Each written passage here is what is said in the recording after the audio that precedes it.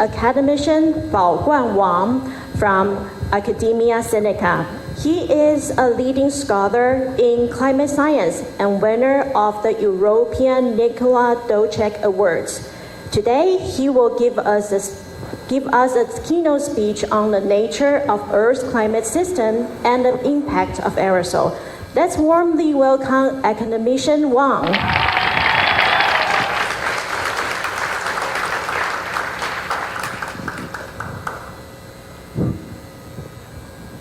Good morning, everybody. Wow, it was quite a performance.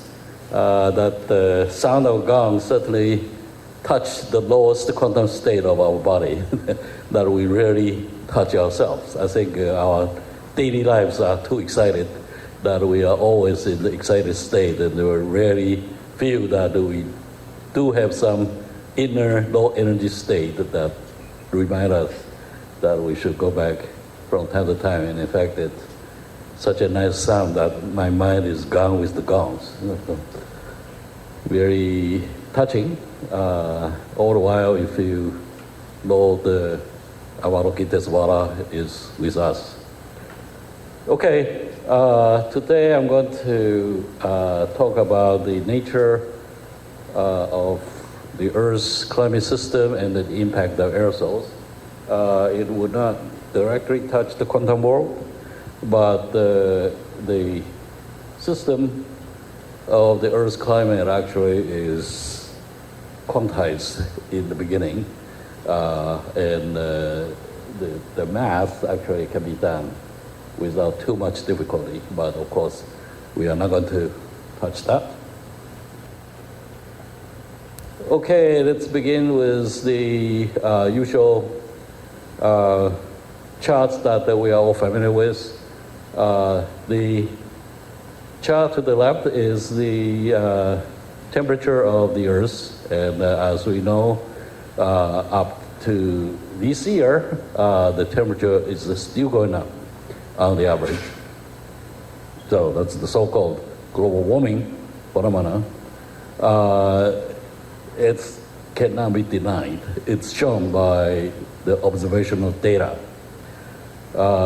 And to the right is the concentration of the Earth's carbon dioxide. People argue that that has nothing to do with the Earth's temperature, but the reality is most or the majority of climate scientists believe that the increase of the carbon dioxide concentration in the atmosphere is intimately related to the global warming. So that is what we know as of now, and we know that the temperature at this moment is still on the average increasing over the Earth, and the concentration of CO2 is also increasing. Okay, so that is the basic fact now. And so what I'm going to explain a little bit is what will, or what leads to this, and what is the climate system of the Earth actually look like. Okay, so here is, to the left is the sun, which you cannot see, but we know that is direction of the sun. And to the right is the Earth, of course. So imagine that the Earth is in the void, in the space, and suddenly there is a group of photons coming from the direction of the sun and hit the Earth. So that is the main energy that drives all the motions on the surface of the Earth. It's the motions of the atmosphere and also the motions of the ocean. These are all produced by these energy from the sun. This is, of course, aside from the fact that the Earth is rotating itself, and that rotation, of course, make a difference. So what we're going to talk about is what happens after the Earth get this solar energy. Well, what really happens is that the Earth itself is not transparent, as we know. And that means that the light cannot go through the Earth, solid Earth, and it will get absorbed. And once you get absorbed, this energy absorbed from the sun has to be given back to the space. If the energy is completely the same, that the energy you received and the energy you give back to the space is the same, then you have the so-called radiative equilibrium. So there is an equilibrium of the energy. You take so much and you get back so much. Then you have an equilibrium, which means that your thermodynamic state will be stable, will be steady, kept constant at a certain state. But how does the Earth give back to the energy to the space? In thermodynamics, we know there is something called the black body radiation. And the black body radiation, of course, is something that is well explained by Max Planck, which was the beginning of the so-called quantum physics. And later you have Heisenberg and Schrödinger, who basically designed a quantum mechanical system to use the mechanics to explain all these quantum phenomena. So there is a quantum origin, because this black body radiation is actually quantum itself. But of course, we cannot talk about that today here. What I'm going to talk about is how does the Earth give back to those energy to the space? So imagine this, we have two conditions. One is that the Earth doesn't have an atmosphere. So it's a naked Earth, so to speak, so just solid and nothing else. We can easily calculate what will be the temperature of this naked Earth, because we know the distance of the Earth from the sun, we know the solar luminosity at the distance of the Earth, so we know the total energy received by the Earth. And in order to get equilibrium, the Earth has to give back the same amount of energy to the space. So by this, we can use the laws of thermodynamics to calculate what will be the temperature of the Earth's surface. And when we do such a calculation, it turned out to be, it should be minus 18 degrees C. But we all know that the Earth's mean surface now is slightly higher than 15 degrees C. So there is a difference between the theoretical naked Earth's temperature minus 18 and 15 degrees C. That's a difference of 33 degrees C. So what happened? Why is the Earth's surface warmer than that the so-called the naked Earth? Well, the main reason is because we do have an atmosphere. So atmosphere makes all the difference. So one more deeper question is, what in the atmosphere makes the difference? Well, that is because we have the so-called greenhouse gases in the atmosphere. The greenhouse gases, there are many, but the most important is water vapor. Surprisingly, it's not CO2. Actually, water vapor is responsible for most of the warming. And scientists know that, so it is nothing new. CO2 is the next, methane is the next, and N2O and other CFCs, these are all greenhouse gases that also contribute to this warming. And why does that occur? Well, that's because when the sunlight hits the atmosphere, it penetrates down to the surface, and near the surface you have water vapor, you have all those carbon dioxide, and you have methanes and so on. They keep the energy of the sun, and they do not release it immediately. So unlike the naked Earth that can get back to the energy very quickly, you have all those gases that can keep the energy in the atmosphere at least for quite a while. And that is really why we have a warming as much as 33 degrees C compared to the naked Earth.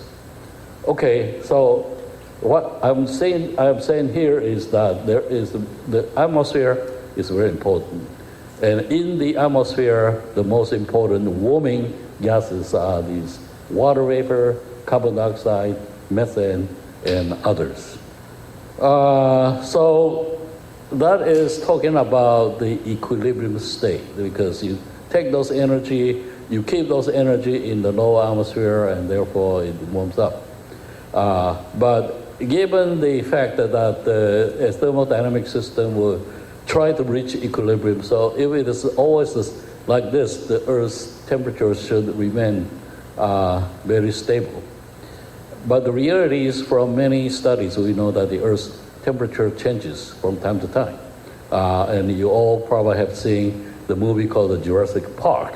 And that was a time more than 200 million years ago that the temperature of the Earth is many degrees higher than the current. But that lead many people to think that, well, so the global warming is probably not too bad. You know, what can be worse? The worst is that you have some dinosaurs, some other things. It could be fun, but I tell you, it's no fun. You know, the humans are not really adjusted to that kind of conditions. It's aside from dinosaurs, you know that the creatures back then are quite big. You have these dragonflies, which is like a couple feet big. You know, so right now the dragonflies are small, cute little insects, but back then it's huge. Spiders can be as big as a dog. You know, so those are the kind of world that you will live in if we go back to this Jurassic Park time. But what causes this temperature to fluctuate back and forth? Of course, it's because it is not exactly in equilibrium. And there are factors that cause such equilibrium condition to change. And one important, or perhaps the most important factor proposed by climate scientists, one of these called the Milankovitch forcing. These are due to the change of the Earth's orbit from time to time relative to the sun. And because the orbit change, you have change in energy. So the solar energy reaching the Earth actually is not steady. It changes from time to time.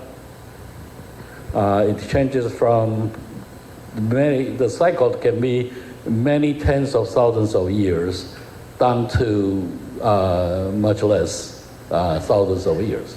So I just listed two of the important names here. One is called the precession. In Chinese it's called the 岁差. And the second is a nutation. This is called the 张动. So this is all related to the fact that the Earth's rotational axis is changing so the angle is not always pointing to the same direction, but it actually wiggles at certain angles, and it takes something like more than 12,000 years to complete a cycle. You know, so there are all these variations, and you may think that what's a little changes? How much difference can it make? It can make change in the solar radiation as much as 8 to 10%. And 8 to 10% change in the solar radiation can cause a lot of changes in the climate already. And that happens in the recent past, actually. Okay, so just to show you an example. So let's look at this chart first. To the right, more than 12,000 years ago, the Earth was very cool, rather cold. That's the end of the last glacial period. So the Earth was very cold compared to now, 12,000 years ago, which is not that far ago in terms of geological time. And it started to warm up. So at about 10,000 years, it warms up to suddenly very high degree, and most of the ice melted. There are a lot of changes, and in fact, interesting, the human cultures started to appear at the same time. And you notice that in this period, about 9 to 6,000 period, this is the highest. This is the warmest period of the recent history. So 7,000, 8,000 years ago, the Earth was relatively warm. Why? The reason is, at that time, first of all, the North Pole is pointing more towards the sun. So right now we have the so-called 66.5 degree rotational axis. But back then, the North Pole is lower. It's pointing more directly to the sun, which means that in the summertime, the North Pole, northern hemisphere receives more solar radiation than now. So that's one factor because of the change of the Earth's rotational angle. The second is the distance from the sun of the Earth. So right now we have winter and we have summer. What is the time that the Earth is closer to the sun? Summer or winter? Wrong. Right now, the Earth is further from the sun in the summertime. It is closer to the sun during the winter. And you may think that, oh, that seems to go opposite to our understanding that when you get closer to the sun, the Earth should be warmer. In general, in physics, yes, that's true. But currently, the reason we feel that it's warmer in the summer is because the solar angle is more vertical in the summertime. That imparts more energy per square meter on the surface. That's why it causes that the summer is warmer. But in distance-wise, the Earth actually is further from the sun at present. It is just the opposite about 8,000 years ago. At that time, because of the change in the orbit, the Earth's distance actually is closer to the sun during the summertime. So what does that mean? Back in 8,000 years ago, the summer temperature is higher than it is now. Why? Well, first of all, the angle is pretty much the same. So in the summer, you still receive more energy per unit area. But in addition, the Earth is also closer to the sun 8,000 years ago. Therefore, you receive additional radiation because you're closer. So these two factors add together make the Earth warmer in the summertime. And you say, oh, okay, if it's warmer in the summertime, how about in the winter? It should go the opposite way, right? It's colder because in the winter, the Earth's North Pole is pointing away from the sun, so it receives less. But there is a difference. The difference is in the summertime, that's the growing season of plants. So trees, rice or wheat or whatever, that was growing in the so-called growing season, that's the summertime, mostly. And therefore, in the summertime, they are going to produce a lot of these greenhouse gases. And so if you have a longer summer growing season, they are going to produce more of those gases. And so right now there is even a theory saying that when did the global warming start? So actually it started to maybe as much as 8,000 years ago, because it so happened that at about 7,000 or 8,000 years ago, that's where human culture started. That's where the agriculture activity starts. That's where the human influence on the nature starts. Because before that, the nature of those animals, they do not have any ability to really influence the nature that much. But comes the human at this time. This is the past, the Ice Age. And suddenly humans started to plant a large scale agriculture, wheat, rice, and we only plant those things that we like to eat, Those trees those crops we don't like, we don't grow them.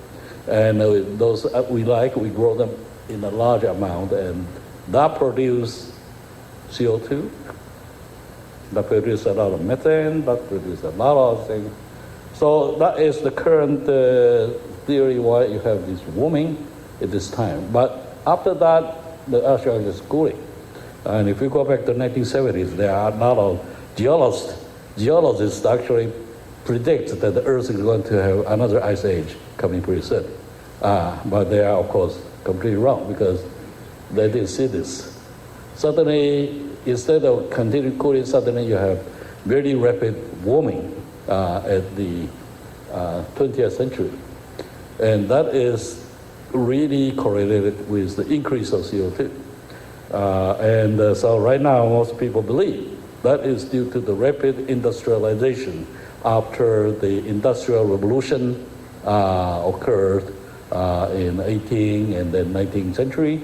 So you have such an accumulation of CO2, and that causes this very quick warming, and we don't know when it's going to end. Or even if we cut it off now, is that thing going to back to the normal or not? So we don't know. Okay, so to quickly summarize what we said is that because of the atmosphere, you are going to have something like this. The sun is radiation coming down, and about 30% of the sunlight was reflected back directly to the space. So without touching the Earth, 30% is gone. That 30% is called the albedo. So 30% reflection directly. And then the rest, 70%, was absorbed by the surface, and this absorbed 7% is released back to the space by very complicated process. The process is so complicated that we don't even understand in any great detail to this day. There are still a lot of things that we don't know. And that's why we cannot really predict what will happen in the future of the climate systems. Okay, so this is the well-known chart, the so-called radiative forcing components produced by the IPCC. They give you that any climate model predictions will have these uncertainties, and these uncertainties, are represented by those arrow bars here. And so these are the warming factors, basically due to the greenhouse. These are, we know very sure that they produce warming, but they are also cooling agent. And the largest one is this cloud and aerosol factors here. So that is a current estimate, but you can see that how big is the error? The error is very large. The error is so large that it can actually cancel out the warming. So the prediction of the climate model has a lot of uncertainties, and you don't want to believe it all the time. You want to always keep in mind that there is a great uncertainty, and the impact of clouds and aerosol is the biggest one. So that comes to our topic today is what is the impact of aerosol on the Earth's climate? Okay. So as we said that currently our estimate is about 30% of the solar radiation is reflected directly back to the space. Can we change that? And the answer is yes. We are not only that we can change that, actually we are changing it every day. And we're changing it in a way that we don't even know how to predict. And this is very complicated because what is this? This is California, and you know that almost every summer there's somewhere in California has fires. Fires produces smokes, and smoke is what? Aerosols. So smoke is a lot of aerosols in the atmosphere. That actually look like this. So this is a satellite looking from space, and the background, these are the ocean. The dark is the ocean. Imagine that without those smokes, the ocean will look dark. So what does that mean? That means that very few lights are reflected back. But now suddenly you have a lot of smokes. So that increase the albedo, right? And therefore the reflection of the Earth becomes more. So the Earth will receive less sunlight. So by the aerosol effect like that, reflection alone, the aerosol actually causes cooling of the atmosphere. So there is actually one proposal by scientists is that one way to solve the global warming is to produce a lot of aerosols in the atmosphere so that they reflect a lot of sunlight, which means that you produce a lot of air pollutions in the atmosphere and therefore reflect sunlight. But do we want that? The answer, of course, is I don't want it. I don't know about you, but I certainly don't want to have the air polluted and therefore just to rescue for me, I prefer a little warming, but forget about the air pollution. So there are a lot of complicated things. But that is the only factor. The aerosol plays many other roles. If you talk about the reflection alone, the strongest reflective agent is clouds. But how does the cloud occur? Most people will think that cloud just occurs because of the condensation of water vapor into water drops or ice crystals. Not so easy. Without aerosols, you won't have clouds, because cloud needs something called the condensation nuclei to form. So if it is the atmosphere is so clean, without any dust particles, you won't have clouds. And you have clouds because you have aerosol. But when you have more than enough aerosols, you produce pollutions. So you need to have just about the right amount. And that nobody exactly knows what do you mean the right amount. So that is just a theoretical consideration, but quantitatively it is very difficult to estimate and to produce. Okay, so this just shows you there are all types of clouds. Each type of cloud actually plays a different role. You have high clouds, and you also have low clouds. Low clouds basically reflect sunlight and plays a cooling role. High clouds actually intercept a lot of solar radiation. So if a lot of high clouds, they can absorb sunlight, actually absorb the ground radiation and make the warming worse. So what really counts is where does the cloud occur? Now, that is a big problem now in all the cloud models, in all the climate models. They cannot predict where the cloud can occur. That is a very complicated process. You not only have to predict where cloud is going to occur, you have to predict what type of cloud they occur. Are they drops or the ice crystals or not? And if the ice crystal, what type of ice crystal you're talking about? They all make a difference. And that's why the climate prediction is so complicated. Okay, so that's just the illustrate what I just said. If you have a lot of clouds like this, these are low clouds and they're very close to the ocean surface. These plays a cooling role because basically they reflect a lot of sunlight back to space. And therefore they play the cooling in the climate machine. But you have a lot of high clouds. These are called the cirrus. And they exist at the level higher than 6,000 meters. If you have a lot of these clouds, well, they intercept the radiation from the Earth's surface, and so prevent the Earth to cool down. So they play a warming role. So if you have a lot of high clouds, they produce warming. If you have a lot of low clouds, they produce cooling. And I believe that Bill Gates, the founder of Microsoft, once proposed, let's produce a lot of this low cloud over the ocean surface so that we can solve this global warming problem. But he cannot guarantee that if you do that, what will happen next? Because he may get a lawsuit. Because somebody will say, because you produce a low cloud here, you cause a drought in my farm. And then he has a lot of money to spend just to settle the lawsuit. Climate is such a nonlinear system that it is very difficult to predict what will be the outcome of this. And that's why anytime when you do this large scale experiment on the nature, you better be very careful. Okay, I have to skip this. This is just to talk about the formation of clouds from aerosol. And aerosol has actually more complicated effect than we realize now.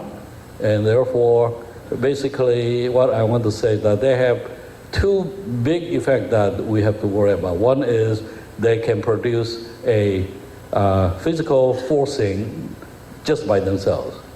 But even more is that their ability to produce clouds. That is really one of perhaps the biggest factor that aerosol plays, because if they produce a lot of clouds, then the whole Earth will be covered by a lot of clouds, and which means that the Earth's surface will become very cold.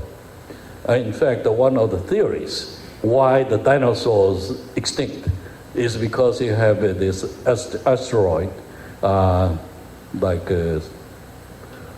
tens of millions, like 87 millions ago, hit the Earth's surface and produce huge amount of aerosols over in the atmosphere. And the Earth then was covered completely by a thick layer of aerosol plus cloud together. That reflects all the sunlight back to the space and then make the Earth's surface more like a winter time. And all those dinosaurs, they get used to this nice summer warmth, suddenly faced all those cold winter conditions, and all of them died out, you know. There are some flaws of the theory, my personal point of view, you know, and I have a theory myself, but it's not yet ripe to tell, but that is at least one theory that, you know, that's large amount of aerosols will cause a lot of troubles as well. Okay, so there are a lot of things to occur. A lot of people will take this, what I call either zero dimension or one dimension point of view. But the Earth is a dynamic system. It changes, and it is nonlinear. So a lot of things, one leads to the other. You cannot just say, well, if we just keep increasing the CO2, the Earth will be warming and warming. No, it's not that easy. Okay, there are a lot of other factors, because the atmosphere is moving. If you increase a lot of CO2, it's a warming, but you also increase the convection. And the convection causes cloud causes the shielding of the sunlight. And so it's not that straightforward to say it's just warming. And the same thing is that you produce a lot of aerosol in the atmosphere. Is it going to just cause cooling? We are not sure, because aerosol causes cloud, and cloud is a dynamic system itself. So it changes with time, it responds with the other external forcings.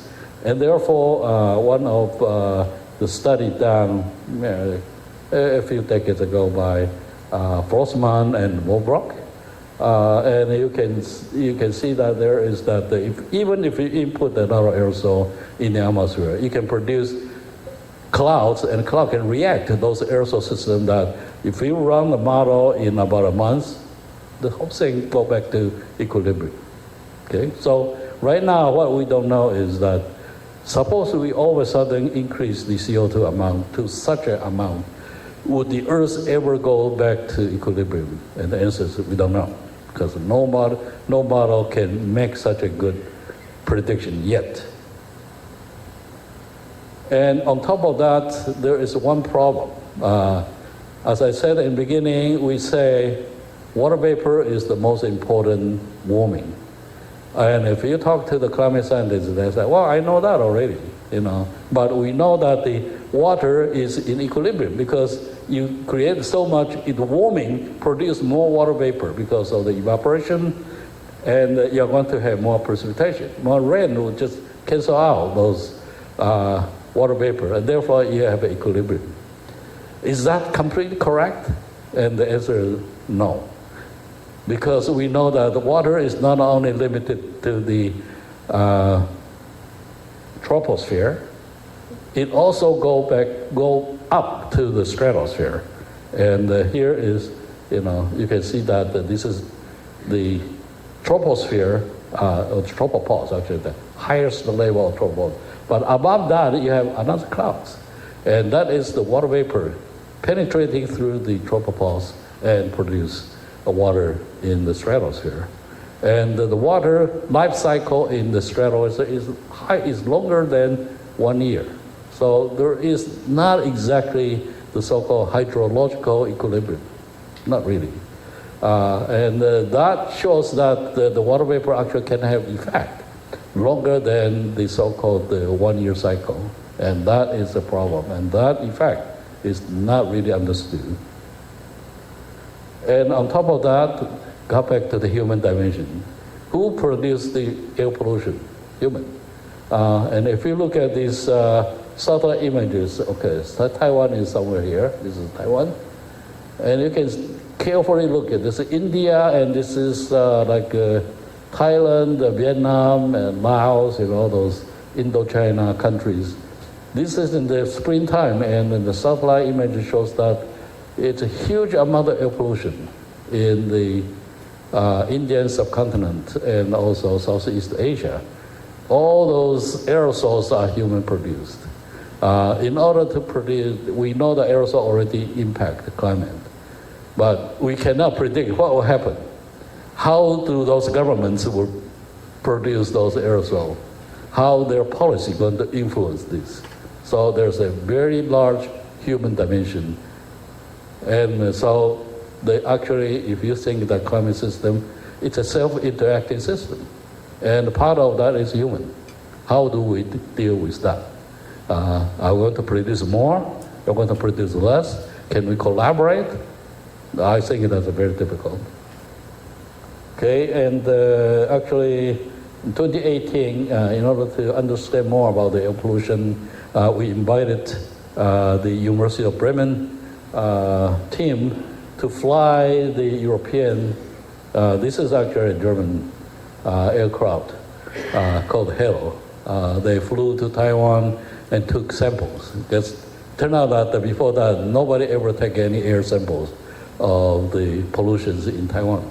All we do is just measure on the ground, but we don't know what happens in the air. So that was the first time that in 2018, when I was the director of the Research Center of Environmental Changes in Academia Sinica, we talked to Professor John Barrows, and so they flew this European aircraft to Taiwan. It was loaded with equipment and to make it measurement. So that was the first, and I think this is one good way to start the real research. Okay, so that is the impact of aerosol. Thank you very much.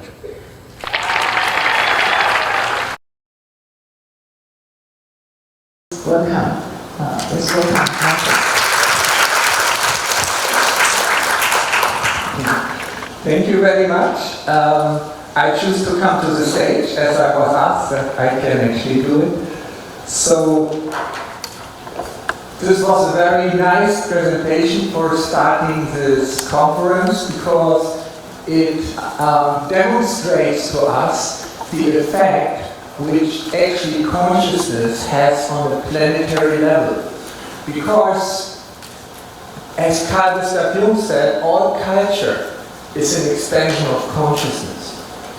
So we create culture on this planet to expand our human consciousness. So it was shown as the rise of human civilization, of human culture, when after the last ice age, 12,000 years ago, human culture arose and started to build civilizations on this planet, which are an expansion of consciousness, of collective consciousness, to which each human being is contributing. So the effect which we see on global warming and the strong changes on this planet are already an effect of consciousness. So there's a very strong interaction between our consciousness and the environment in which we are living. So we are living in a quantum world. What does it really mean? Because in the academics, especially in the West, if you speak about living in a quantum world, you're always under suspicion of creating some quantum magics, of expanding quantum physics, of the philosophy or the insights of quantum physics, which arose more than 100 years ago here in this world, to an area where it doesn't apply, and you're becoming esoteric. I have faced many of this opposition. So I'm going back to one of my main teachers. His name is Carl Friedrich von Weizsäcker. He was an assistant of Werner Heisenberg, who is one of the main fathers already mentioned today of quantum physics, after the grandfathers, which were Max Planck and Albert Einstein. So Carl Friedrich von Weizsäcker said, the existence of separate objects is already the classical approximation. And the existence of separate subjects, as we are, is also the classical approximation. Classical approximation means the realm of classical physics, where separate objects exist separate to each other. But he extended it to the subjective area that we, as an individual consciousness, also only exist in the classical approximation. But obviously, we are living in a classical approximation. We are living in a world of classical physics. But this doesn't mean that there is not the other world, the other reality, because we know by nature everything is quantum. An electron only exists in the quantum world. An atom only exists in the quantum world. Chemistry we can only do because there is a quantum interactions of electrons and atoms. So the basic level of reality is the quantum world. So the basic level of reality is a world in where, according to Weizsäcker, no separate objects exists. It's not only that everything is connected to everything, but it is one reality. On the subjective level, which all the ancient spiritual traditions teach us, that our separate existence as individual consciousness is only, as Weizsäcker calls it, an approximation. It's only a projection into the classical world. But the climate on this planet, as well as our culture, is a product of the classical approximation. But there is a deeper underlying reality. One of the recent Nobel laureates in physics, Anton Zeilinger, he is from Vienna, an Austrian physicist who is also called Mr. Bean. You all know Mr. Bean? This is, Mr. Bean, he's the comedian from Oxford. But Mr. Bean, Anton Zeilinger, managed to beam an atom from Tenerife to La Palma, which is 147 kilometers away, so by quantum entanglement. And he got the Nobel Prize in physics some years ago, and he said that the most fundamental level of reality, on the most fundamental level of reality, it is pure information. This is the quantum level of reality, which is described by the wave function, which is dominated by superposition and entanglement. Superposition means that on this level of information, that all possibilities of future exist simultaneously, and they are superimposed on each other. And then, through an act of observation, which is a conscious process of observation, the classical approximation is created, which is a level 2 of information. So there are two levels of information. Level 1 is described by the wave function, which is a world of superposition, which is a world of potential, quantum potential. I call it level 1 information. And there is a level 2 information, classical information, the classical approximation, which we create by observation. If we observe, for example, we observe an electron, we observe its position, then we find it at a certain place X. So we have a concrete information or actual information about the position of the electron. Before it has been observed, it was in a state of superposition of many, many different possibilities where it could be detected. So there are two levels of information. The deepest level of quantum information, which is pure potential, and the level of observed reality, physical, classical approximation reality. And that's the world which we create through observation. We create it through individual observation, but also through collective observation. It's very, very important because there is a relational model of quantum theory where each of us only collapses his immediate environment, which is available to his senses by his observation. Everything else stays uncollapsed, stays as a potential. So we are creating reality, each of us, by individually going through the world and observing it, but collectively communicating to each other. We are aligning our observations, and in this way, we create a collective world, which we call the objective world. So what's the difference between the subjective world and the objective world? The subjective world is the world which we create by our individual observation. And the objective world is a world which we share with others. So through communicating our observations, we are creating a collective reality. And collective means objective. If I ask you, do you see this? And you say, I also see it, and someone else will confirm it for me, then we believe it's reality. Like there's a beautiful movie called A Beautiful Mind, about a Nobel laureate, Nash, John Nash. And yes, so it's a very beautiful movie. And there is a scene where he's in front of the lecture hall at the university, and some elderly gentleman approaches him and asks him, "You're Professor Nash?" And before answering him, he's calling a student and asking the student, "Do you see him?" And the student says, "Yes." Okay, then he decided to talk to him because he knew he's real. He's not just in his universe, in his conscious perception, but also the student confirmed he's real. So already two people confirming the same reality means it might be objective. Otherwise it could have been an imagination, because Nash suffered from schizophrenia, and therefore he saw people which were only existing in his own subjective universe. So we always get confirmed that this reality is objective by other people communicating to us.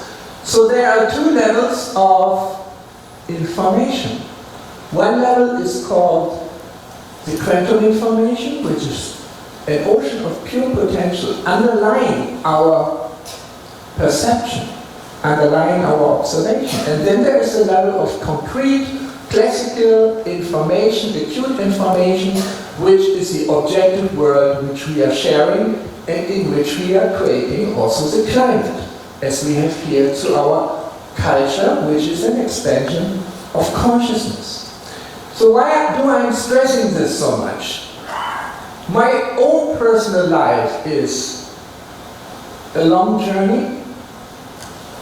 40 years ago, I decided to become a monk and live in India. This was 40 years ago. This was not the beginning of my life. I'm already a little older. But this was the start of a journey which led me through different stations. 30 years ago, I started the Vedic Academy, which is still teaching Vedic knowledge like Sanskrit and architecture and astrology and Ayurveda until now, internationally. 20 years ago, I started Time Waver. So this is how I was presented here today as a founder of Time Waver, which also reached Taiwan 2015 through Arthur, Chen, and Hsunling's endeavor, which got me to Taiwan first time 2015. This was my first visit in Taiwan, and it was my first visit to the east beyond India. I have traveled to India a lot, I lived in India a lot as a monk for 12 years altogether, but I never traveled beyond India. My consciousness didn't expand beyond India, but expanded beyond India when 2015 I read a book called Dreams, Memories and Reflection, which is the autobiography of Carl Gustav Jung, who I already quoted today by saying that all culture is an expansion of consciousness.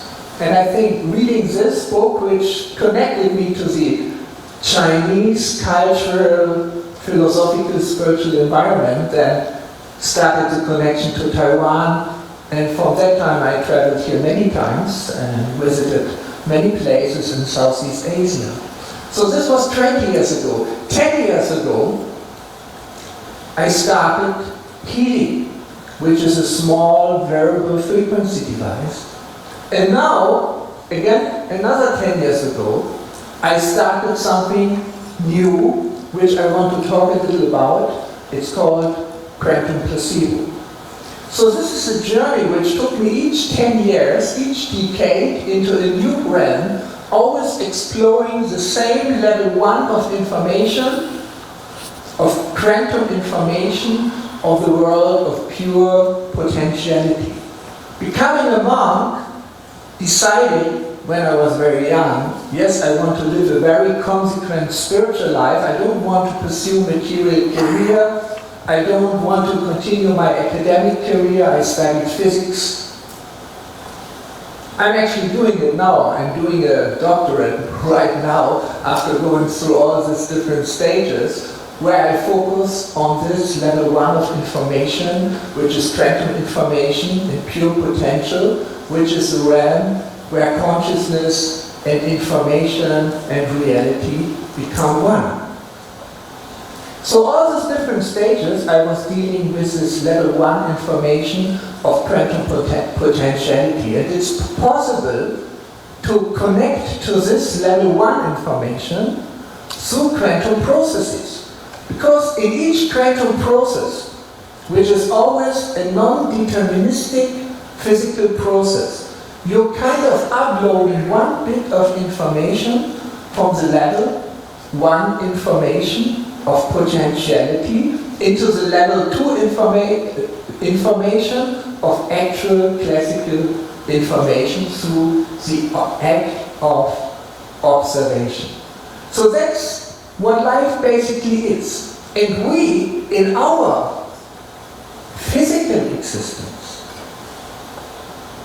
which cannot really clearly be distinguished from our consciousness or spiritual existence, due to the oneness which we understand, so quantum physics, which Carl Friedrich von Weizsäcker quoted. And I would extend Weizsäcker's quote, saying that separate objects is a classical approximation, separate subjects is a classical approximation. I would also say that the separation of subject and object, subjects and objects, is just a classical approximation.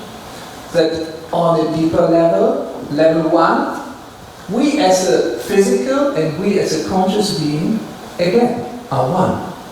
There is no difference on this level. It only appears as a split between object and subject on level 2. So these two levels exist within us on a very, very fundamental level. Because what we are basically, because we are thinking, observing, conscious beings. So how are we a conscious being, being simultaneously a body in this world? How does it work? So if you want to search for this miracle, which is the last enigma, my first book, which I published in 1994, called Science and Consciousness, has a subtitle, The Last Enigma, because there was another Nobel laureate, Francis Crick. He wrote a book called The Astonishing Hypothesis, and there he said, science solved all the enigmas of the world. We know how the universe came about.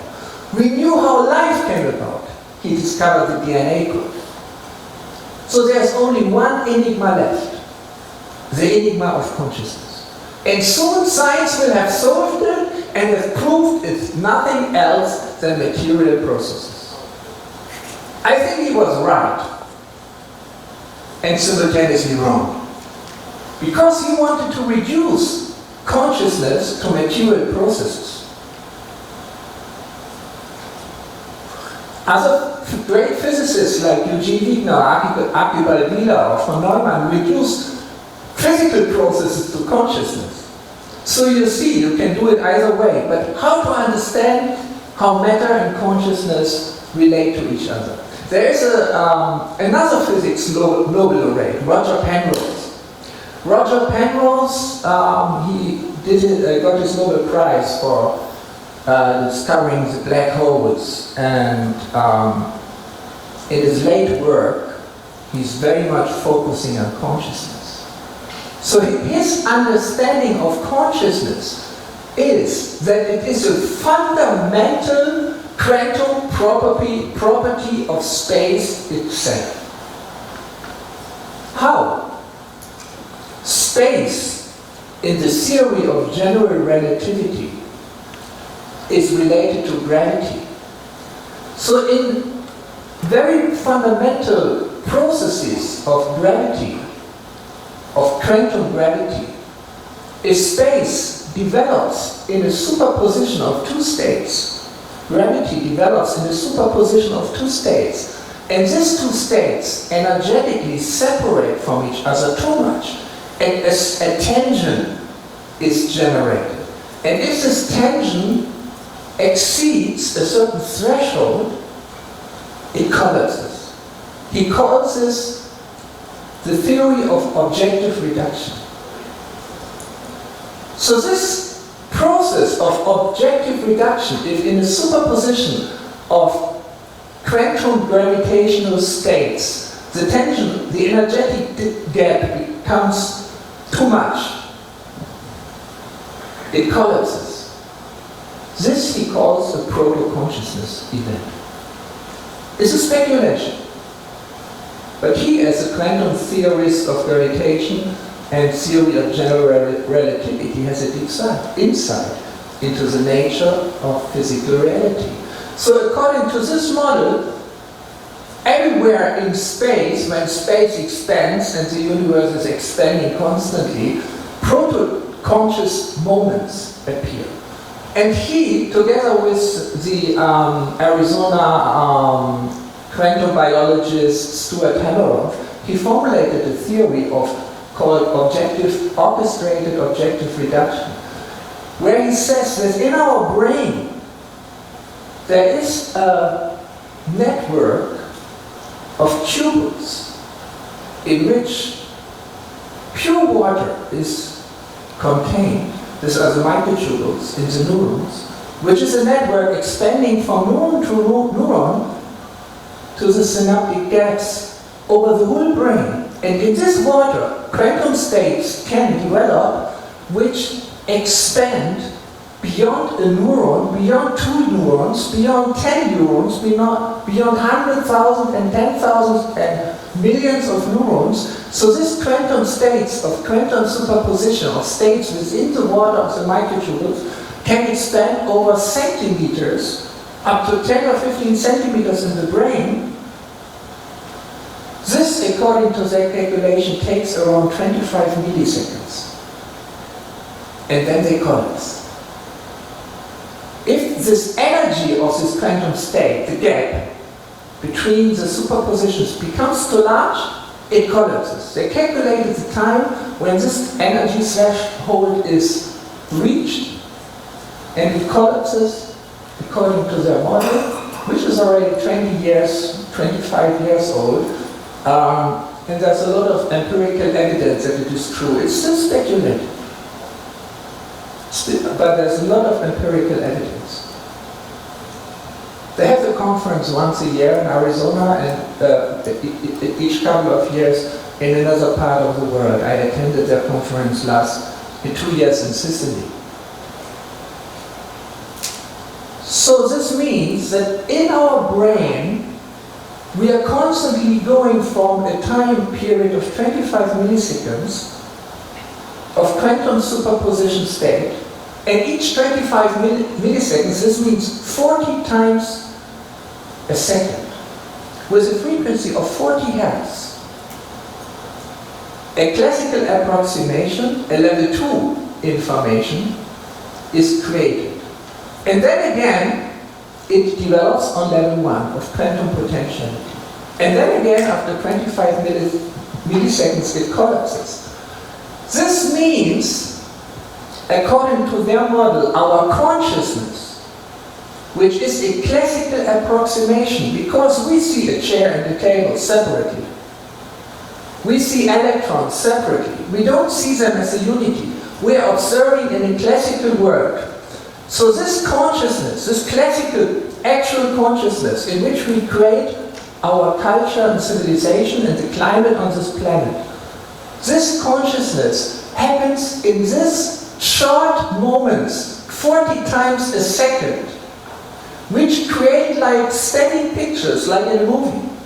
If you see a movie, it is maybe 100 pictures in a second. So our consciousness produces, through the collapse of the wave function, 40 pictures in a second, which to us appear as a continuous flow of reality.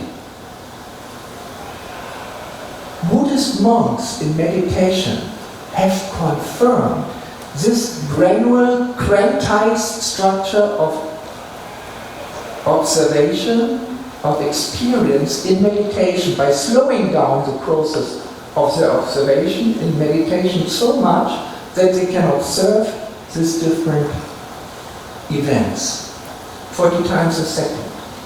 Therefore 40 Hz is a very important frequency in our brain and our brain waves, but also the effect of applying 40 Hz to the human body on different levels has a very strong effect. For example, it has an anti-inflammatory effect, which has been proven in many studies. So these two levels of information are there, and my personal work, as it expanded through the last 30 years of starting Vedic Academy, then Time Weber, then Healy, and now what I call placebo, is dealing with this fundamental level of quantum information and using it as a resource. So I contact, in the technology which I have developed in Time Waiver, I contact this level of one information through quantum processes.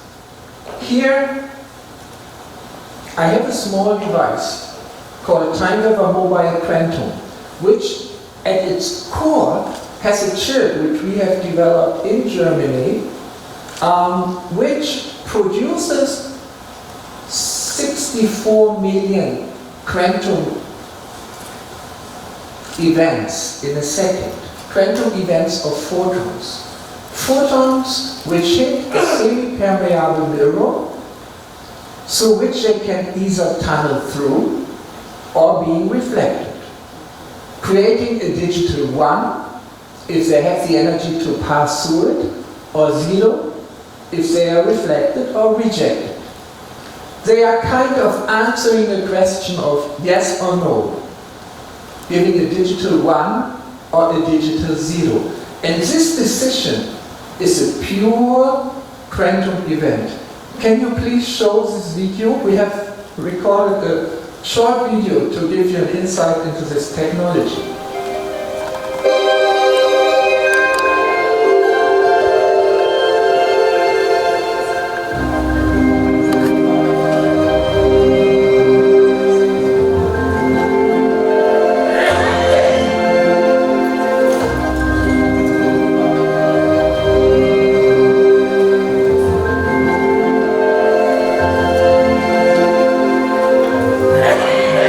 Imagine a reality where nothing is what it seems.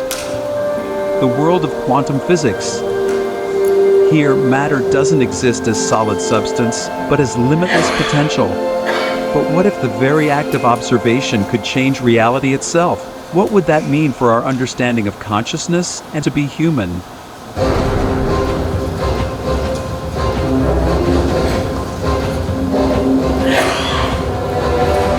At the heart of this fascinating reality are two phenomena, the observer effect and the beam splitter effect.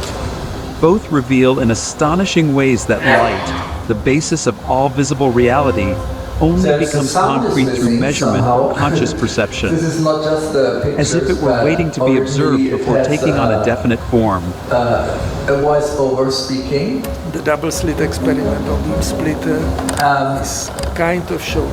Unfortunately, it's not there, so we don't hear Professor Rack talking about the Actual level mystery inside of quantum physics and how observation actually creates a reality the same behavior. which can be seen in the dark slit That could be a detector which tells you that the particle that I'm really confused why the sun is not and the there. quantum interference is We have shown it. Are we capable of influencing or even steering reality on a quantum level through our actions? Imagine you're standing at a crossroads. Two paths lead in opposite directions, but instead of choosing one, you walk down both at the same time. An obstacle where it has two we pathways say that to the light slits can behave to as go a particle through, and wave, that particle is the totally electron actually passes through which doesn't both of the slits exist because particle is simultaneously. point light And object then doesn't have any after, dependence and so on. But behind some this behavior we see, for example, two slits, it creates an interference can be pattern. interpreted as a as an effect caused by particles. As a key to the information field, the time waver mobile quantum bridges the mechanisms of the observer effect and the beam splitter effect. In doing so, it opens access So, to but a you will see a picture. This is a time in the mobile quantum, which in reality is very small. And the center of this is a chip, which you will soon see here. And this is really the core of the video, groundbreaking speed. where you see that the photons can either pass through or being reflected. And to access the information field. in this way, quantum This information information field is is a level of unlimited knowledge. uploaded from the level of pure potentiality to the concrete level, and we can have access to this deeper level of We analyze information in light the quantum universe. events to explore the information field with breathtaking speed, delivering an exceptional level of quality and accuracy. Qualität und Präzision an den Tag. So, what can we do with this quantum information? So these last three projects which I was working on, in the last 30 years, were using this quantum information for different purposes. So my first big project, which I realized, Time Waver, which has spread all over the world, used by thousands of therapists, medical doctors, naturopaths, but also coaches and consultants, is to use this quantum information to contact what I call the information field. The information field is this level, level 1 of information on which is the source from which reality is created through the process of quantum information. And I will a little later, if technology allows it, give you a little example how by uploading information from the information field through a quantum process, you can get a probability ranking of possibilities. Because this is what reality is. On this underlying level, it's a superposition of possibilities, of options. So uploading this kind of quantum information is accessing possibilities with quantum with probabilities, and in this way you get an orientation of probabilities of options. For example, it's used if somebody has a disease and you're looking for the causes of the disease. If you go to ChatGPT or DeepSeek, if you put in your diagnosis, it will give you, if you ask for it, 100 different options, 100 different causes, which could be the underlying causes of a certain disease. But you don't know which of them is true in your case. So uploading this information from level 1 to level 2 through a quantum process for each of those 100 options can give you a probability ranking from the quantum level. Because on the quantum level, this information is there. So this has proven to be very accurate in the past. We use it for more than 20 years, no, little less than 20 years in the time-level system. And little later, I will show you a practical example of it. The second option, how we use this quantum information, is in the time-level frequency of the time-level home, which translates the quantum information into a frequency. So it selects frequencies from a set of options of frequencies and chooses in real time which frequency a certain person, like a patient suffering from a certain disease, for example, needs in this very moment to create or entrain coherence in his system.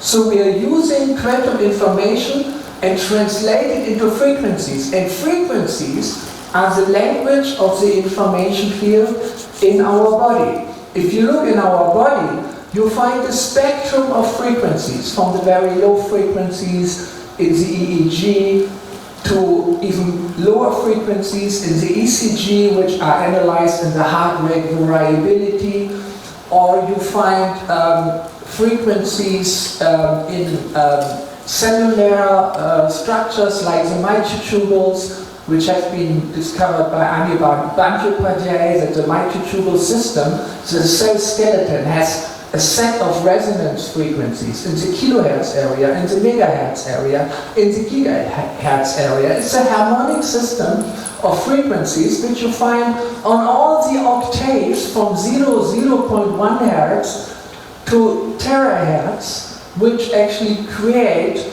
the symphony of our human organism. So with frequencies, you can entrain coherent states within our system. So you can create order from noise. I did an interesting experiment with the AI with which I'm working some 2 months ago.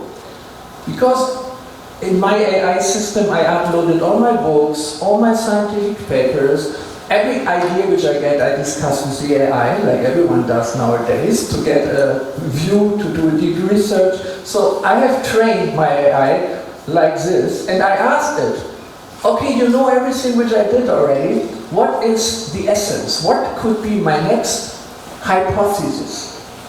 And it did an analysis, gave many options, and then it selected one and said this. And it was 3 words: noise to order. Creating order on level 1 by contacting the noise, the randomness of the quantum level. And this is happening every single second and moment. Second is a much too long time span actually. In our cells, our DNA is embedded in a very warm, wet atmosphere of water and other molecules with a Brownian movement. It's a thermic noise which constantly hits the DNA, and the DNA translates this chaotic energy, this noise, into light, into coherent light. It accumulates the energy and transforms it into photons. And these photons create a very weak quantum electromagnetic field through which the DNA and the cells communicate with each other. This is called the biophotons. So noise to order is a principle which I'm using in all these technologies contacting the level of quantum noise, quantum randomness, and creating order, for example, by translating it into frequencies, and in this way entraining coherence. And the very fascinating thing about this quantum noise, and there has been a lot of studies on this, for example by Professor Robert Jahn, Brenda Gunn, Professor Roger Nelson from the Peer Lab in Princeton University, more than 25 years ago, 30 years ago, looking at how consciousness can influence quantum noise. Quantum random number generators can be influenced by intention and consciousness. So this quantum information reflects intention of consciousness, and then through going up to level 1 creates order. And this is how consciousness creates the order of reality. This is what Carl Gustav Jung said.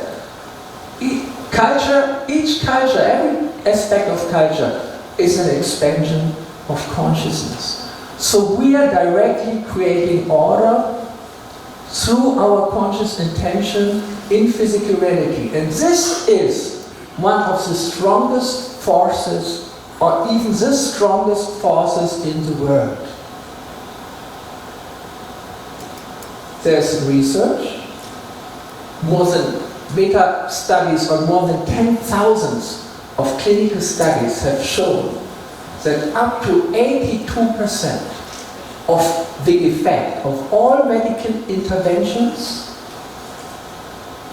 and pharmacological drugs effect is due to the placebo effect. The placebo effect is making, in many medical interventions, up to 82%.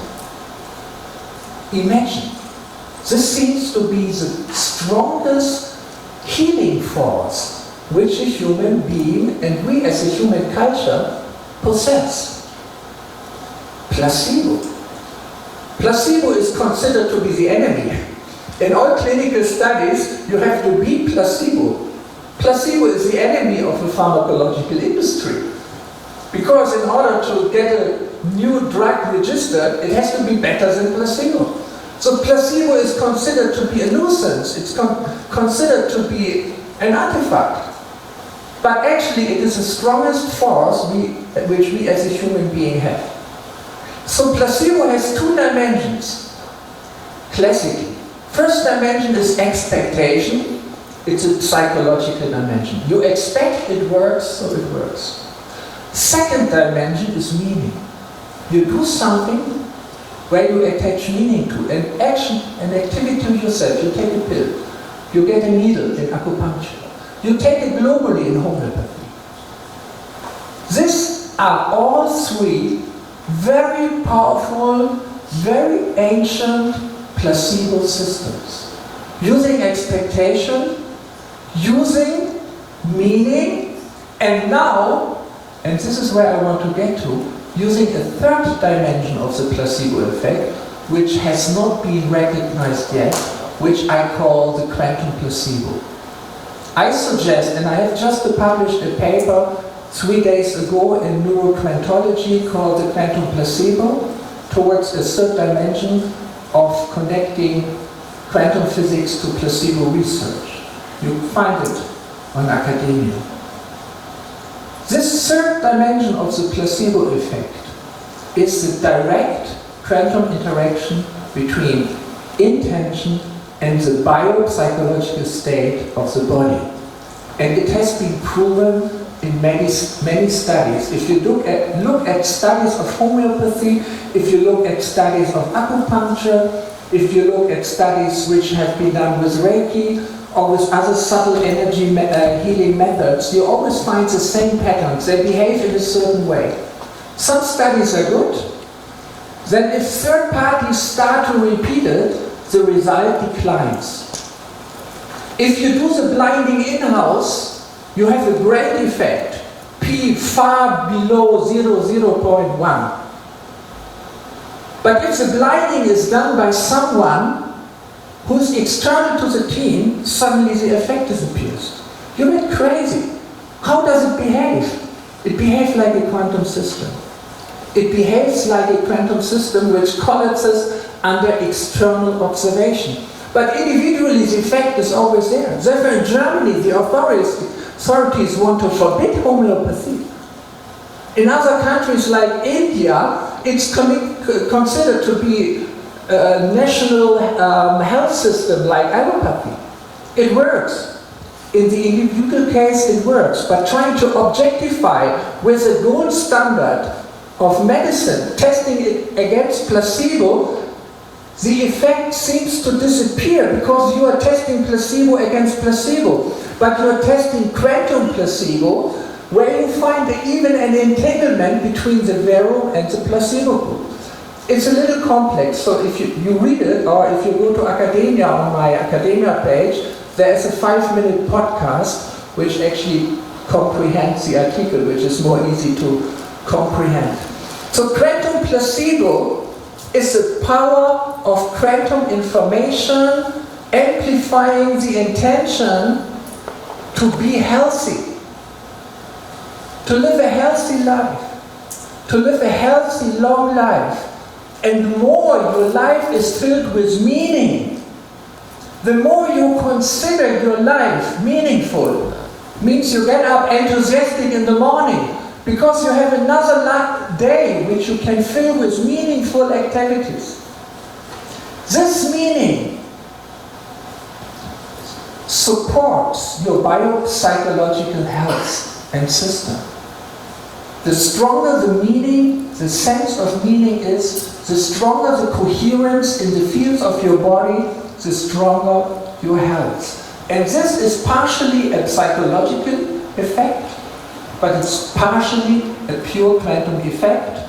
And there's a lot of empirical evidence which actually proves the direct quantum nature, the quantum-like behavior of human health. So this is what I wanted to transport today or communicate today in my lecture, that if you use the resource of quantum information, which can be technically contacted through quantum processes, like in the time of a mobile quantum, for example, but they are also happening in our brain 40 times a second. So these quantum processes are there, and through these quantum processes, our intention and our sense of meaning creates directly coherence in the fields of our body, and this coherence in the fields of our body actually organizes first the water in our body. 99.5% of the molecules of our body, because they are so small, is water molecules, which are electrical dipoles, which resonate together in standing waves, forming so-called coherence domains, quantum domains within our water, researched by Emilio Del Giudice Preparata, Professor Di Cello, the Nobel laureate Luc Montagnier. They have done a lot of research into the quantum nature of water. So water is actually, and probably I'm coming to the end, water is actually the material manifestation of the quantum fields in our body. So intention of our consciousness influences through quantum entanglement the coherence within the water of our body. The meridian seems to be one-dimensional coherence domains within water also. There's a paper published by the Giappellicello about it. And so the water, the coherence in our water, actually all the biochemical and biophysical processes in our system are controlled. What's the time now? How long did I speak? Already 15 minutes? Time is passing so quickly.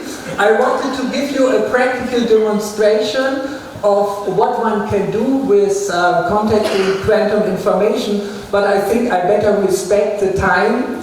So I thank you very, very much for your attention, And maybe there's also one question. Thank you so much. So I will just introduce myself. I am Chia Wang, and I'm the director of the Aerosol Science Research Center, and also the professor in the Department of Chemistry at National Science University. So I will begin my talk. Okay, so I would like to share with you some of the quantum nature of breathing and sensation, or our 5 senses, to address the planetary health and our health. And we have learned from ancient Greek time that all matter is actually made by atoms and molecules. And then later on, Dalton developed this atomic theory to address this in a more accurate way. And as you can see, this is how we depict the molecular structure of oxygen, and this is the structure of water, and this is the structure of hemoglobin, which is the active molecules in our blood. However, with the advance of the quantum mechanics, it opens up a new avenue for us to see the world in a different ways. Many of you might have known Bohr. He is a Danish quantum physicist who has developed this Bohr's model of atom, that the atom is comprised of a nucleus composed of protons and neutrons, and also surrounded by electrons. Although this model has been modified because it is not entirely correct after the development of Heisenberg's uncertainty principle, we cannot really depict the electron orbiting around specific trajectory. Nevertheless, Bohr's model paves the important foundation for the development of quantum mechanics. However, there is an important quote from Bohr. He mentioned that everything we call real is made of things that cannot be regarded as real. And as also brought up earlier, Max Planck, he is a German physicist and also regarded as the father of quantum physics. As mentioned by Professor Wang earlier in the black body radiation. So Planck proposed that the energy should be quantized to really explain the black body radiation. And this famous formula, E equals h nu, this h is actually named after Planck, that is the Planck constant. But Planck also mentioned once, this is a very famous quote from Planck, as a man who has devoted his whole life to the most clear-headed science, to the study of matter, I can tell you as a result of my research about the atom this much. There is no matter as such. Well, you might wonder, those outstanding quantum physicists, they told us that there is no matter as such. Then what is the matter that we see, we touch? What is the nature of the universe? Another outstanding physicist, Nikola Tesla, he mentioned that if you want to learn or find out the secret of the universe, think in terms of energy, frequency, and vibration. And Planck also mentioned in a different wording, he mentioned that in my own research, I have never come across matter. To me, the term matter implies a bundle of energy which is given form by an intelligent spirit. So how can we describe this kind of energy, vibration, or frequency? For this, we need to understand, or you might or have already heard about the particle-wave duality. In the classical mechanics, we treat matter as particles, and we treat light as wave. But with the advancement of quantum mechanics, we came to realize that light also exhibits the particle-like properties. due to the discovery of photoelectric effect and other effect like Kempton effect. And also, encountering matter, to our surprise, it also exhibits the wave-like structure, the wave-like property, owing to the discovery or the development of Dick Broglie. He proposed that matter also have wave-like property. And another very famous experiment is Young's double-slit experiment. He showed that electron actually exhibit the wave-like property. So how can we describe this kind of wave? Schrödinger is another important figure in the quantum mechanics development.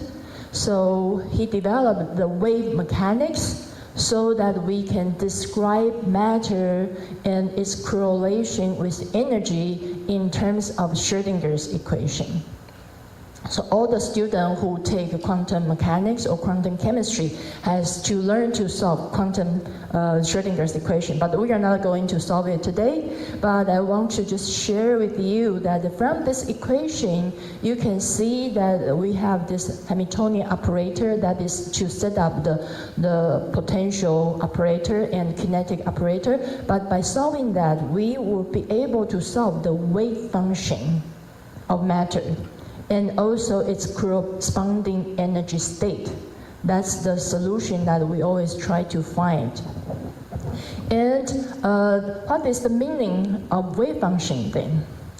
It is to describe how the particle as a wave populate in the space, and with the square of the wave function, we are able to find out the probability of finding electron at certain space at certain time. That's why we call the probability density, as also brought up earlier by Marcus. Yeah, and sometimes we just call it electron cloud because it doesn't really orbit in specific trajectory, but we more like to describe it as the population probability density, like a cloud. Okay, and Schrödinger's cat is probably very famous because he has a cat with the thought experiments. So the wave function can be described as the superposition of a cat with being alive or dead. Okay, so this is an example to show you how the hydrogen electron wave function look like. So this is the formula of the hydrogen wave function, and with different quantum number, we will be able to solve when the quantum number at the specific states, then this is how its orbital or its electron cloud look like. So people always thought that quantum mechanics may be only applied at the microscopic level. However, in our macroscopic world, what do we have something to do with quantum mechanics? The breathing, and what does it have to do with quantum mechanics?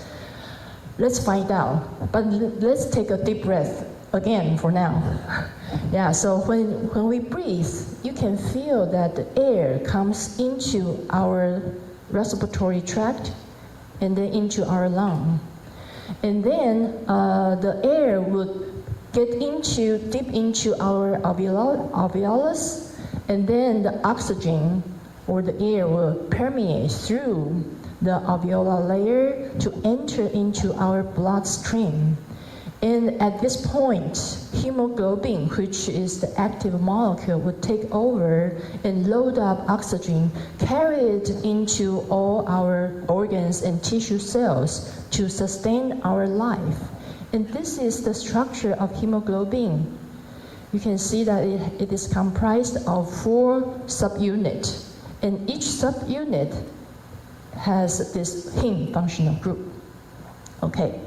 And then at this very moment when we are breathing, actually the molecule of hemoglobin in our body is actually working very hard to breathing as well. So by doing that, it actually carry out through this conformational change of the heme group.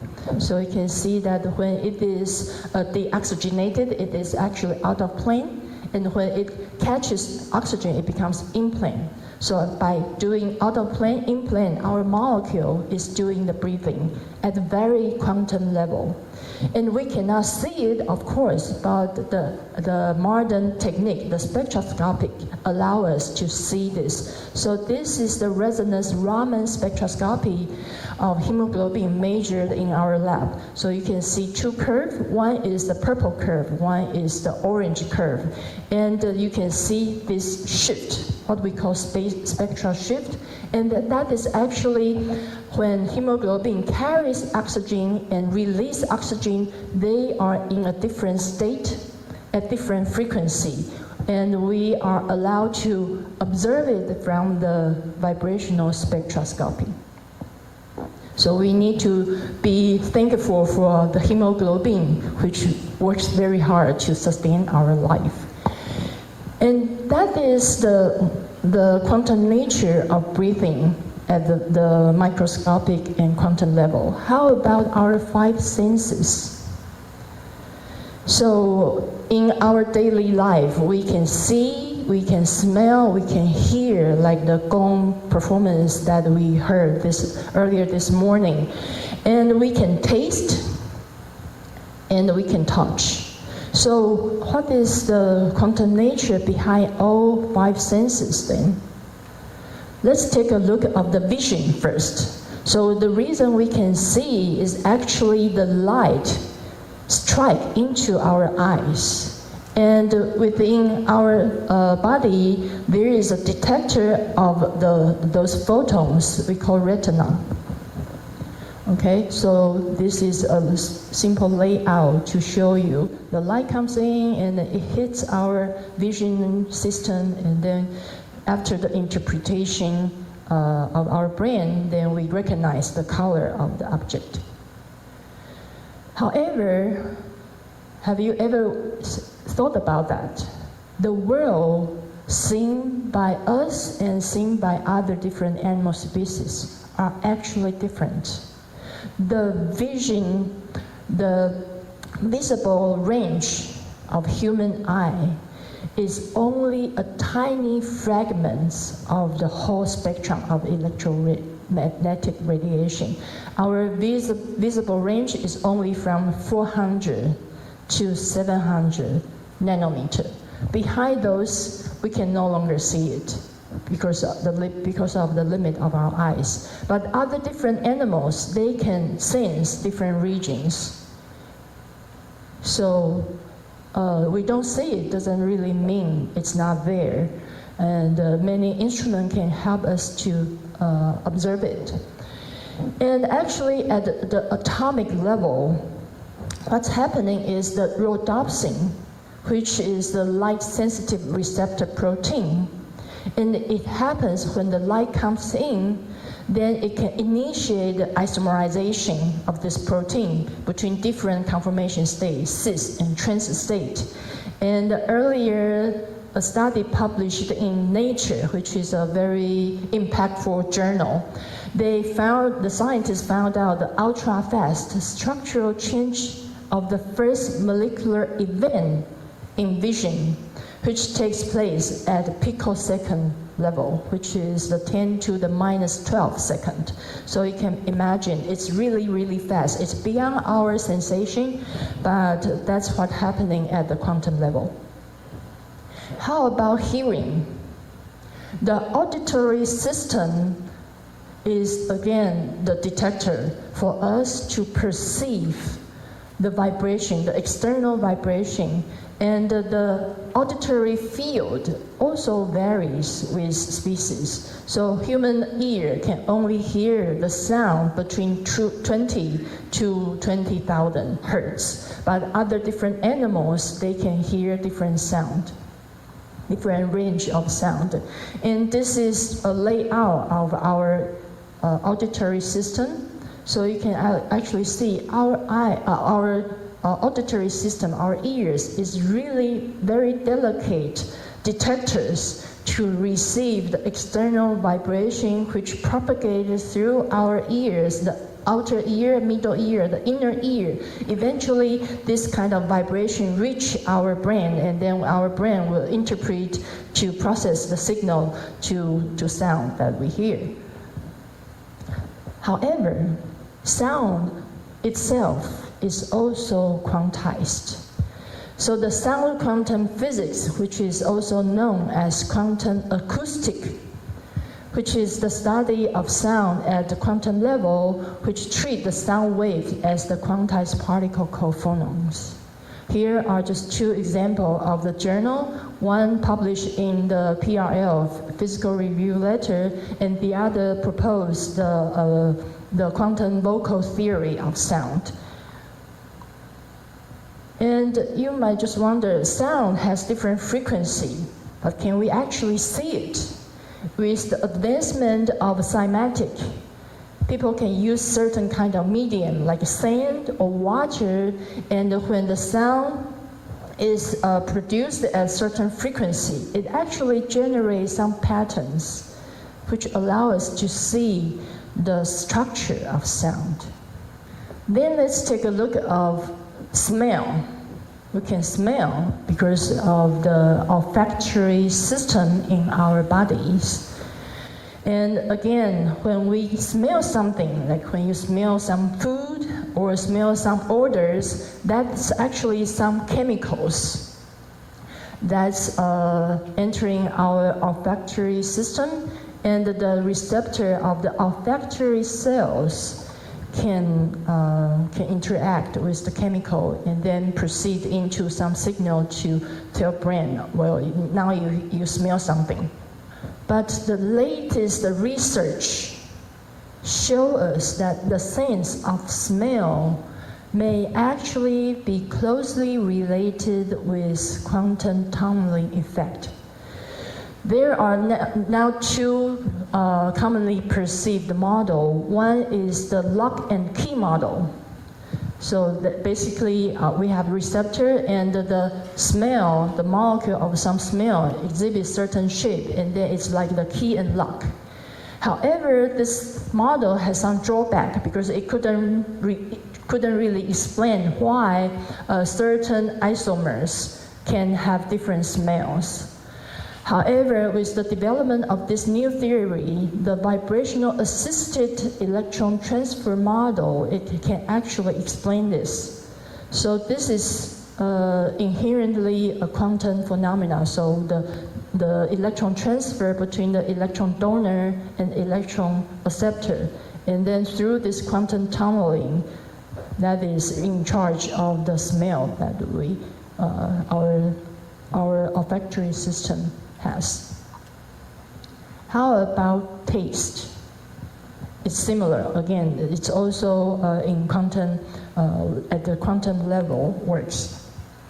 And actually recently some food industry like Nestle's, they are already applying quantum physics to simulate, to tune the recipe so that their food or their product or the coffee can taste better. Or the cookies, they can taste better because it can try to simulate how the food can have better interaction with the receptor of our taste system. But how about beyond 5 senses? Usually we have 5 senses, but some animal species has been proved to have the 6 senses, beyond 5 senses, like some birds.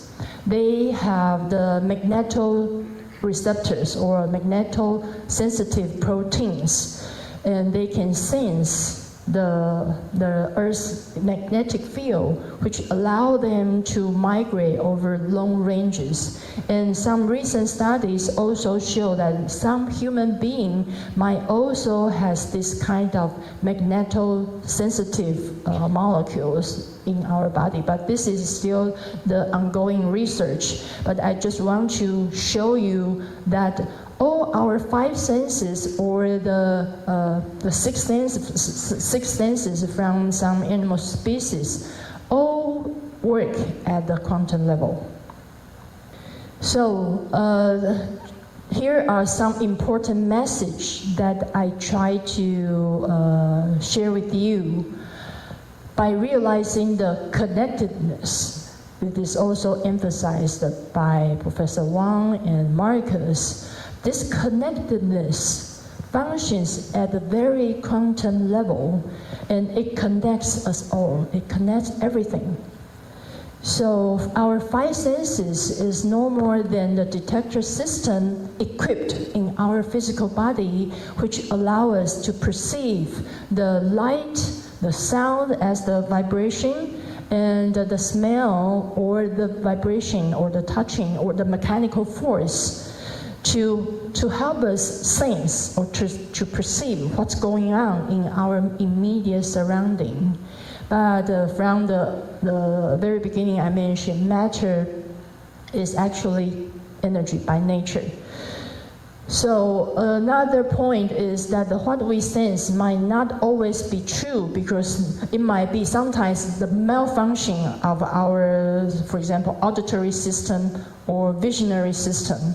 But so the information we obtain relies on the hardware that is our detector system, and sometimes also the software that is the neurological signaling pathway, and it needs the perfect function or perfect collaboration between the two aspects to help us correctly sense what's going on in our surrounding. However, just because something cannot be seen or heard, it doesn't actually mean it doesn't exist. It's just because it can be beyond the limit of our sensation.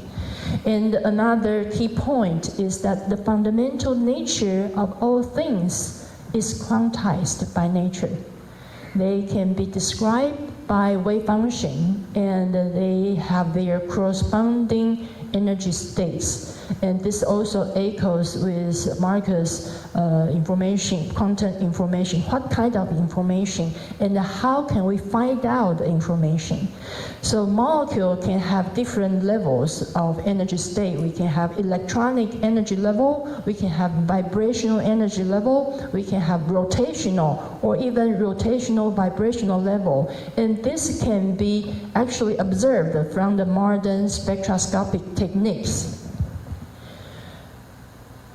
Yeah, and then once we realize that everything is energy, and we are actually part of the whole system, then you might have different thought when we encounter the air pollution.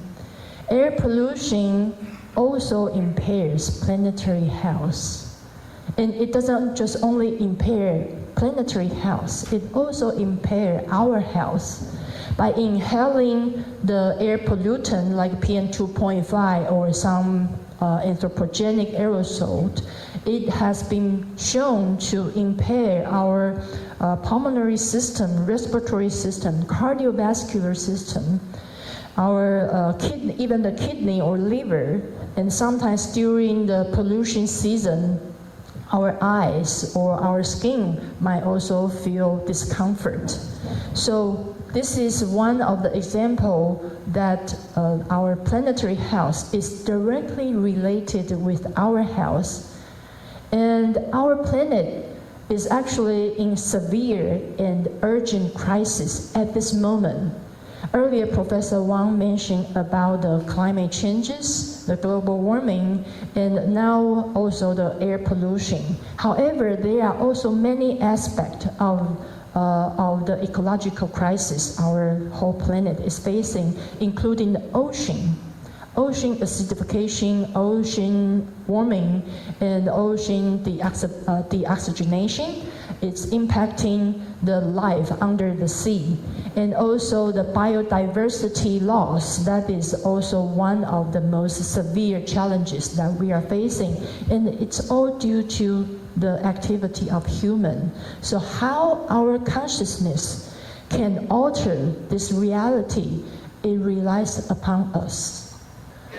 As a chemist and also studying aerosol chemistry for more than 20 years, we have came to realize that aerosol, although it's unseen by our nude eyes, it's closely connected with everything.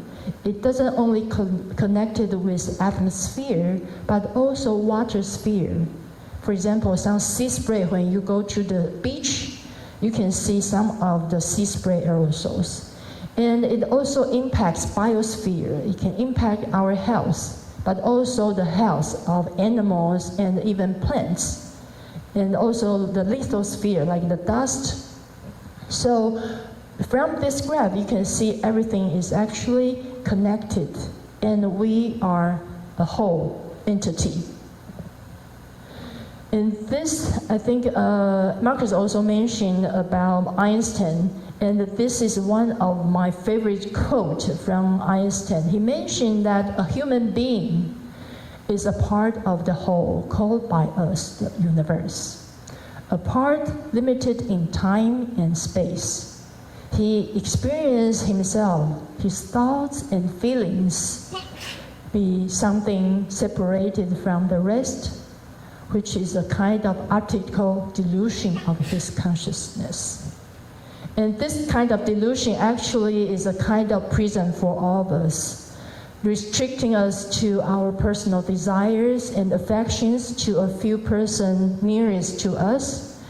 However, our task must be to free ourselves from this prison by widening our circle of compassion, to embrace all living creatures and the whole of nature in its beauty.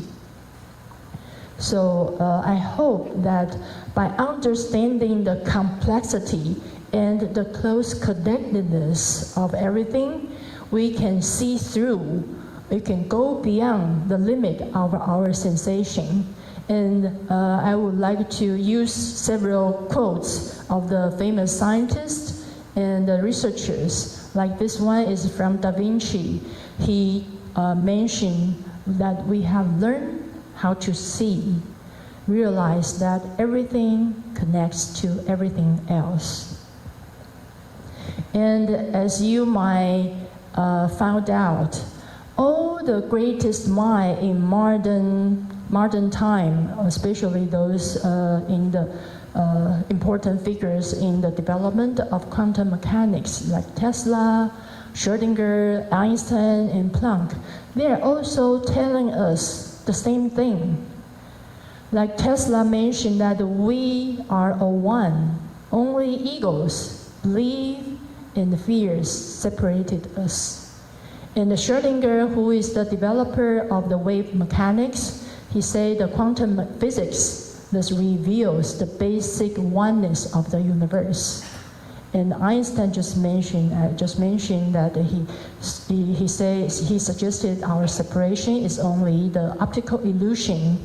And from Planck, he mentioned that the entire world we apprehend through our senses is no more than a tiny fragment in the vastness of nature. So, by understanding the operation principle, which functions at the very quantum mechanical level, and see its limit, then we will be able to see our close connectedness with our surrounding and with each other. And once we accept our limit, we will have the chance to go beyond them. So this is the message that I want to convey, to deliver, to share with you. And thank you.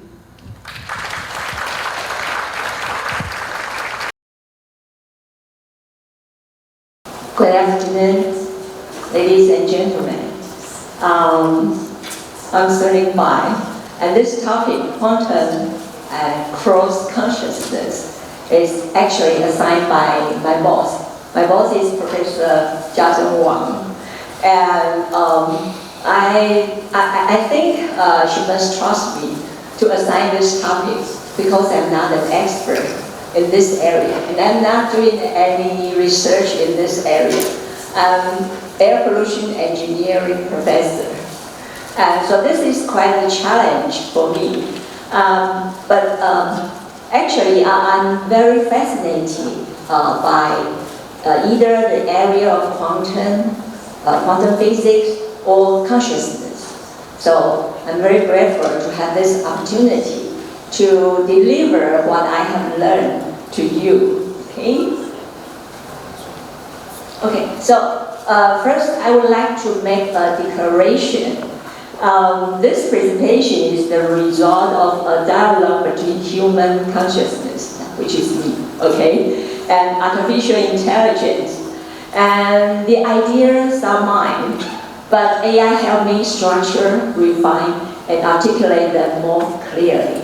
And this is the first time I cooperate with AI for the presentation, and I hope it will be successful.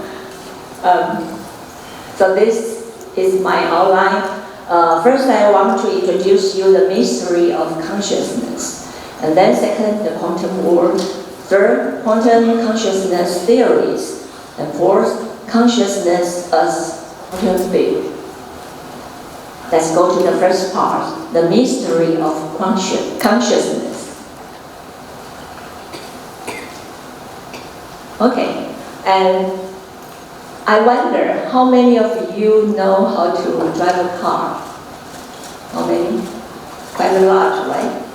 Okay, and do you remember when you were a beginner, you need to pay full attention on driving the car, right? And you were so nervous, and you can do nothing else. But after you are so familiar, you become an expert on that. So you almost forgot you are driving the car. It seems that everything happens automatically. And you can listen to the music, chatting with your friends or your family members, or you can even think of what you are going to eat for dinner, right? So is this automatic process of driving unconscious? Do you think you are unconscious? Maybe only you know the answer, right? Or maybe it is still consciousness for you, for the automatic driving of a car. So what I know is the only thing that we are very sure is I know I have consciousness, and you know you have consciousness. But how do I know you have? Or how do you know the others have consciousness? We don't know, right? So, except we know that I myself have consciousness. Everything else is just inference.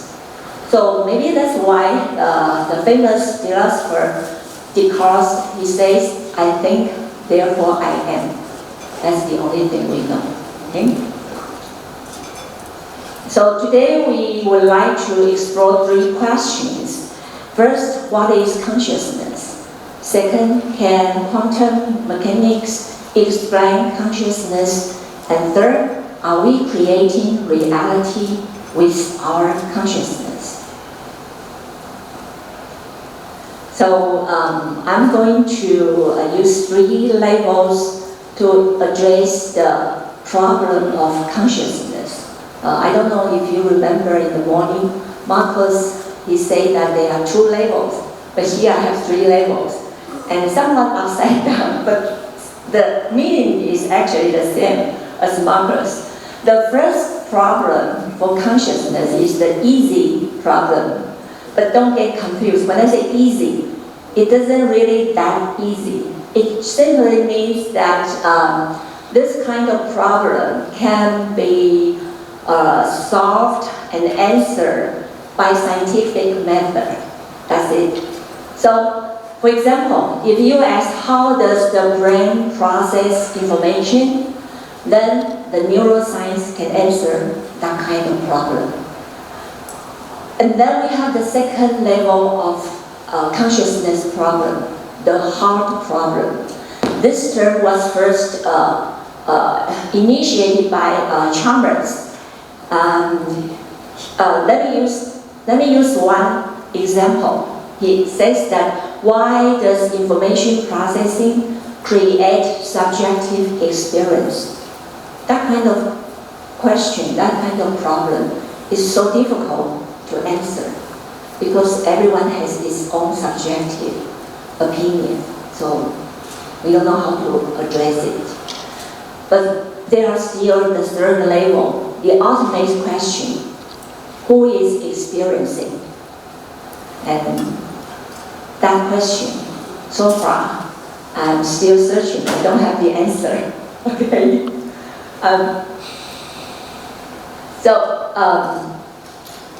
Let's go to the first and the second levels of the consciousness problem first.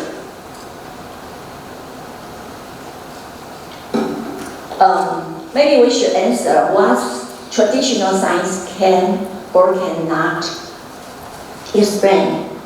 The traditional science can tell us where is the brain and how neurons fire. But science cannot explain why there is subjective experience and what it feels like to be conscious. And let me give you an example, the water. Science can tell you the properties of water, H2O. It's almost well understood. But science cannot produce the feeling of the wetness, the water that touches your body, and the water goes into your mouth, the feeling in your head. It cannot be produced. Okay, so that's the first level and the second level of consciousness. So, okay, let's go to the second part. The quantum world actually has been addressed in the morning by Prof and Professor Wang, and two Professor Wangs. Let me explain again. We have roughly two worlds. One is the classical worlds, the physical worlds, 物质世界. Okay. The other one is the quantum worlds, where we need quantum physics to explain that.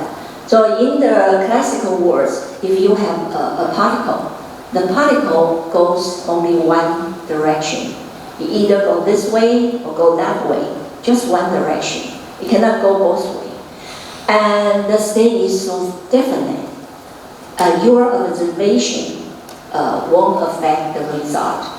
But in the quantum world, if you have one particle, it could test all possible, all paths simultaneously. You don't know where it is. But we know the state is superposition, but the observation tend to affect the result. The quantum mechanics tends to collapse once you have observation. Then when you observe, it goes to the classical world. We can say that, okay? Let me show you one quantum phenomenon called quantum coherence. Coherence or decoherence. It happens in the classical world and in the quantum world. When we say coherence, that means what? The waves are so harmonic, okay? So it could amplify the wave function. Just like in the morning, we watch and listen to the show, the Gong show, Hong Luo.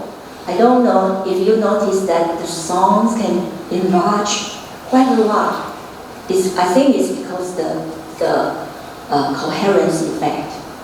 But if we have decoherence, then the waves, they just don't follow each other, so it becomes, they will cancel out each other.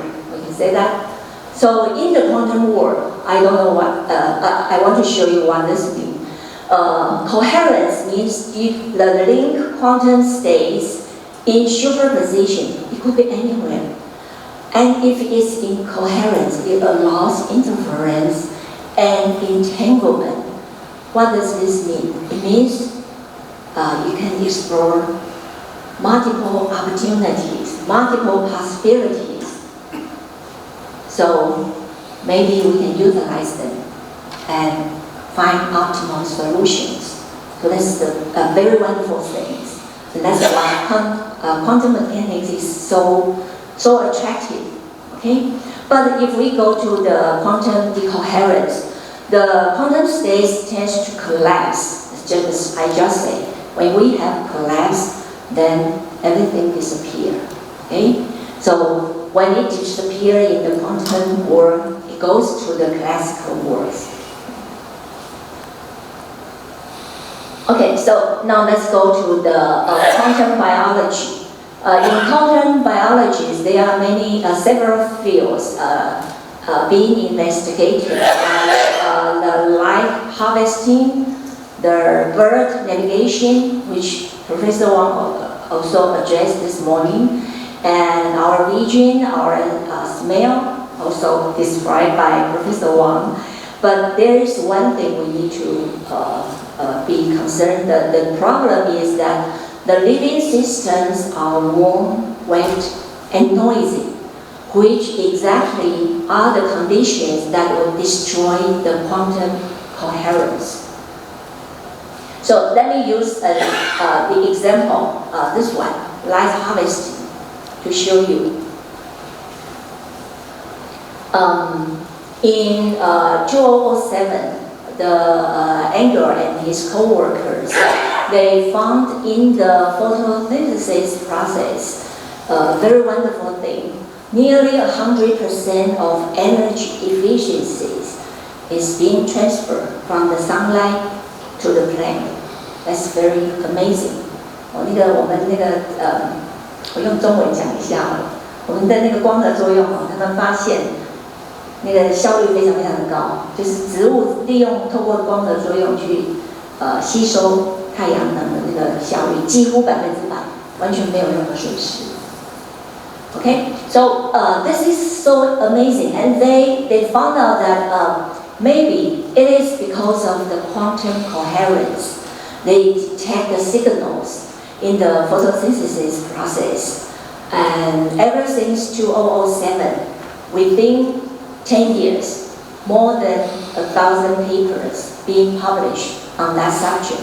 So you know how exciting the quantum biologists are. But so far, right now, we have a current scientific consensus. Maybe it's not whole purely quantum.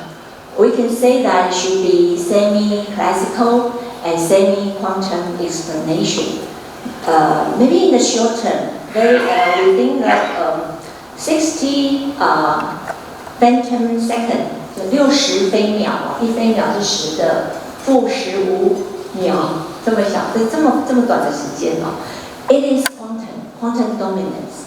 But after that, we go back to molecular level. It's still vibration, so there are still energy transfer. So the high efficiency delivered is actually through control energy dissipation and energy gradients. So at least this, even though in the beginning we thought it is purely quantum effect, but after that maybe not, only partially. But this still gives us some lessons. At least I'm showing to you two lessons so we can know that Mother Nature, it actually did not avoid chaos, did not avoid noisy environment. The Mother Nature tried to utilize anything, everything, what she can use. And that makes nearly 100% of energy transfer.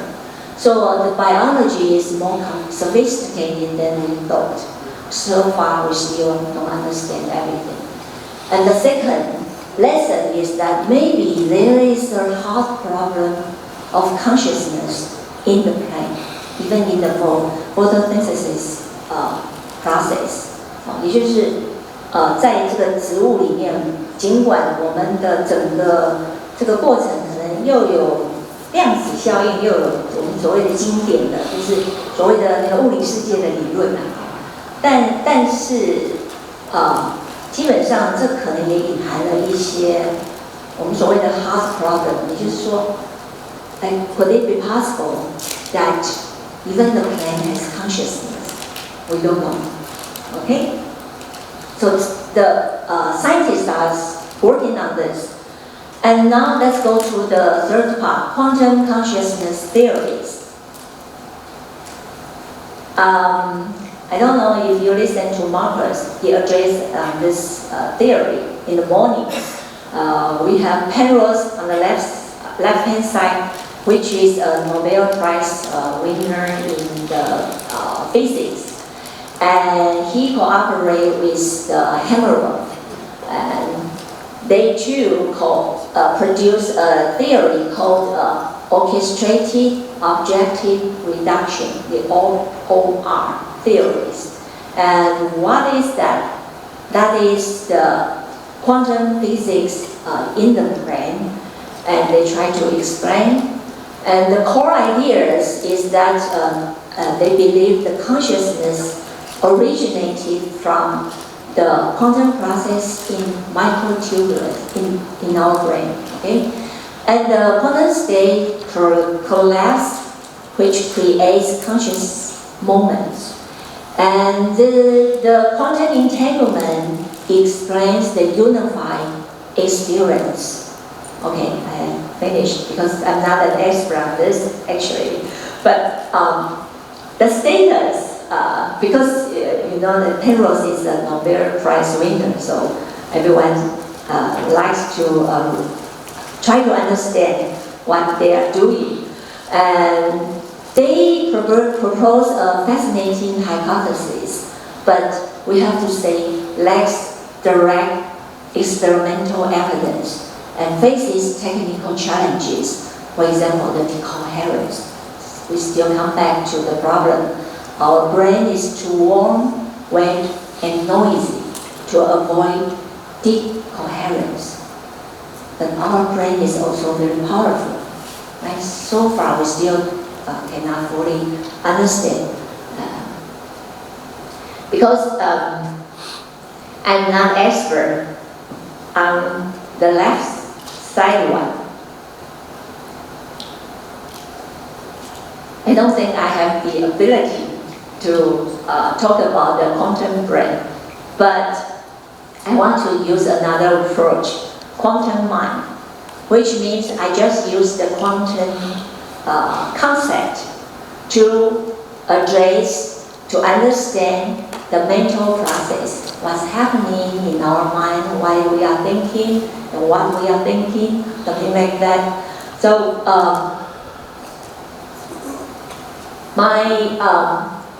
so if I try to address the quantum physics, the quantum concept for the mental system, I need to introduce you 4 key quantum concepts. And first one is superposition, as you already heard in the morning, right?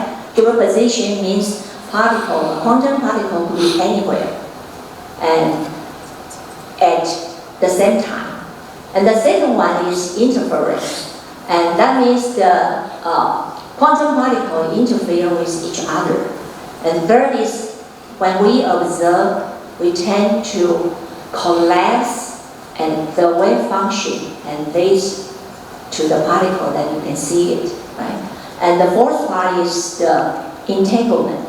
Entanglement means the quantum particles, they can be deeply connected with each other. So what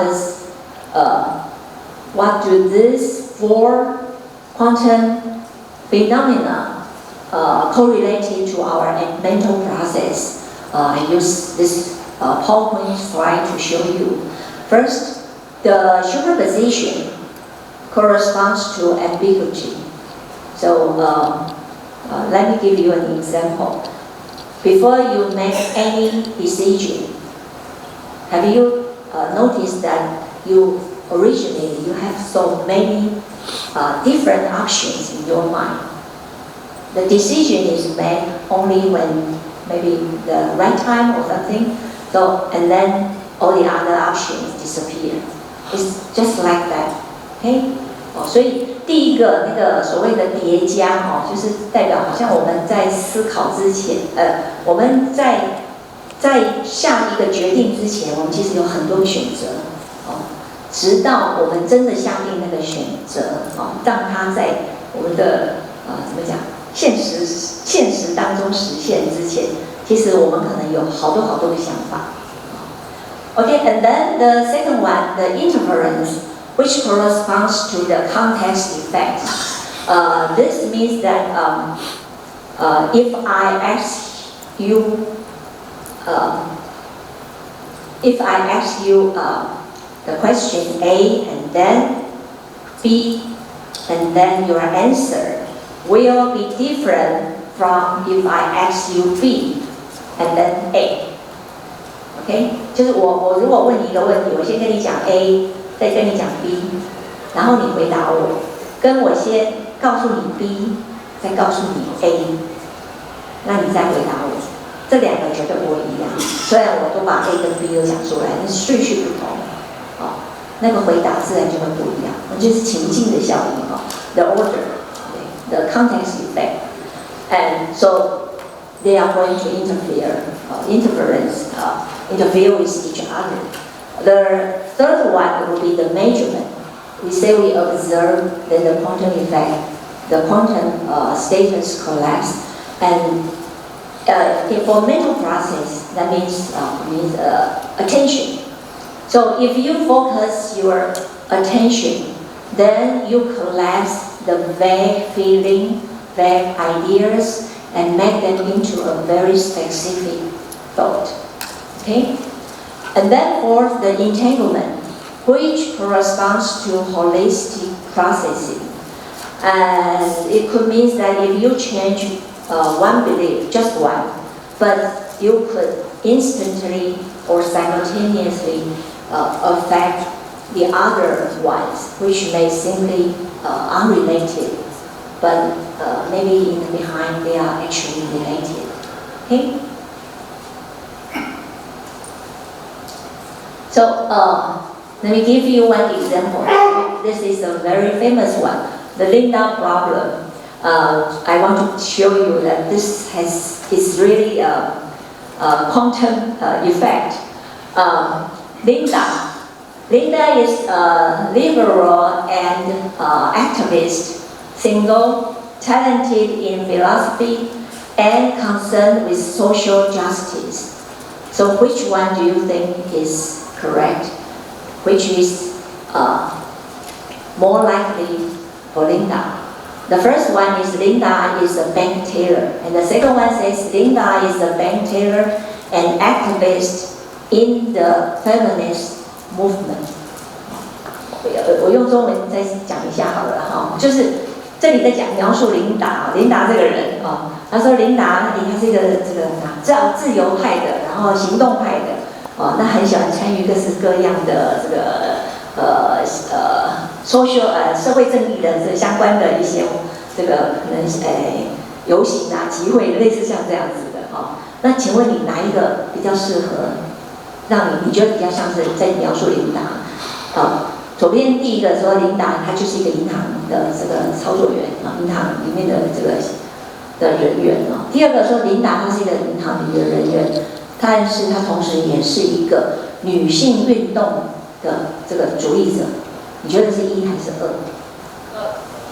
？Second, right? That's why. But in terms of the probability in the classical world, the correct answer should be one, first one. So amazing, right? For me, I also choose two, the second answer, because so now you understand your mind. So there are growing researches show human condition tends to violate the classical probability rules, and they follow the quantum probability rules. So amazing, right? But if you choose one, that means you are very smart. Okay, now let's go to the fourth part. Consciousness as a quantum field. In this part, I want to address the collective interactions of consciousness. So far, we addressed the individual level, the person, just one person, where we already know that the quantum concepts help to understand single minds. But what if the consciousness can interfere with each other? Then we go to collective minds. And what does this mean?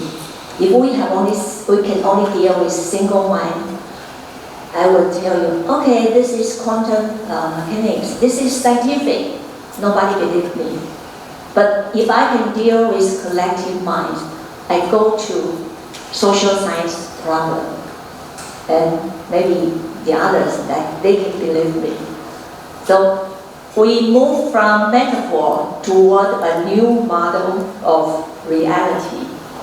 So I want to show you a new perspective on reality. What if each consciousness is like a quantum wave? 就是说，如果每一个意识都很像量子波，那会是什么样子？ What does this mean? Let me explain to you. Your consciousness. Your consciousness is a wave with specific frequency, specific pattern. And my consciousness is also a wave with specific frequency and pattern. 所以我们每一个人都有各自的频率，各自的这个波的这个模式形式哦。And when our frequencies align, and what does this mean? We create constructive interference, and then we perceive the same reality, and we share the same experience. But when our frequencies differ, what's going to happen? We have destructive interference, we have different perceptions, we have divergent experiences. And let me also give you an example. For example, in this room, do all of us agree we are in this room? Right? We are all in this room. 我们都在这个房间里。That means we are aligned. 我们有一个共同的意识。But maybe some of you not listening to my talk, maybe just fall asleep. Okay? And for those of you who are listening to my talk, maybe some would think that Professor Bai, she's very nice, very good, speak very good, had a very good speech. But some other may say, oh, I don't know what she's talking about. No good, no good. Okay? So we have somewhat different, a little bit different in our frequencies. So we could somewhat align together, but somewhat different. Okay? That is what consciousness is. Okay, so my proposal, my radical proposal, means that we have reality and which can be used as the consciousness of resonance.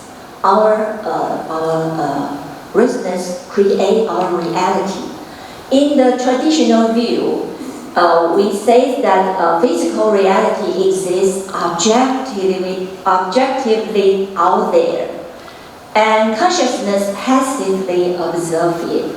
That means a stone is a stone, a mountain is a mountain. We cannot say a mountain is an ocean.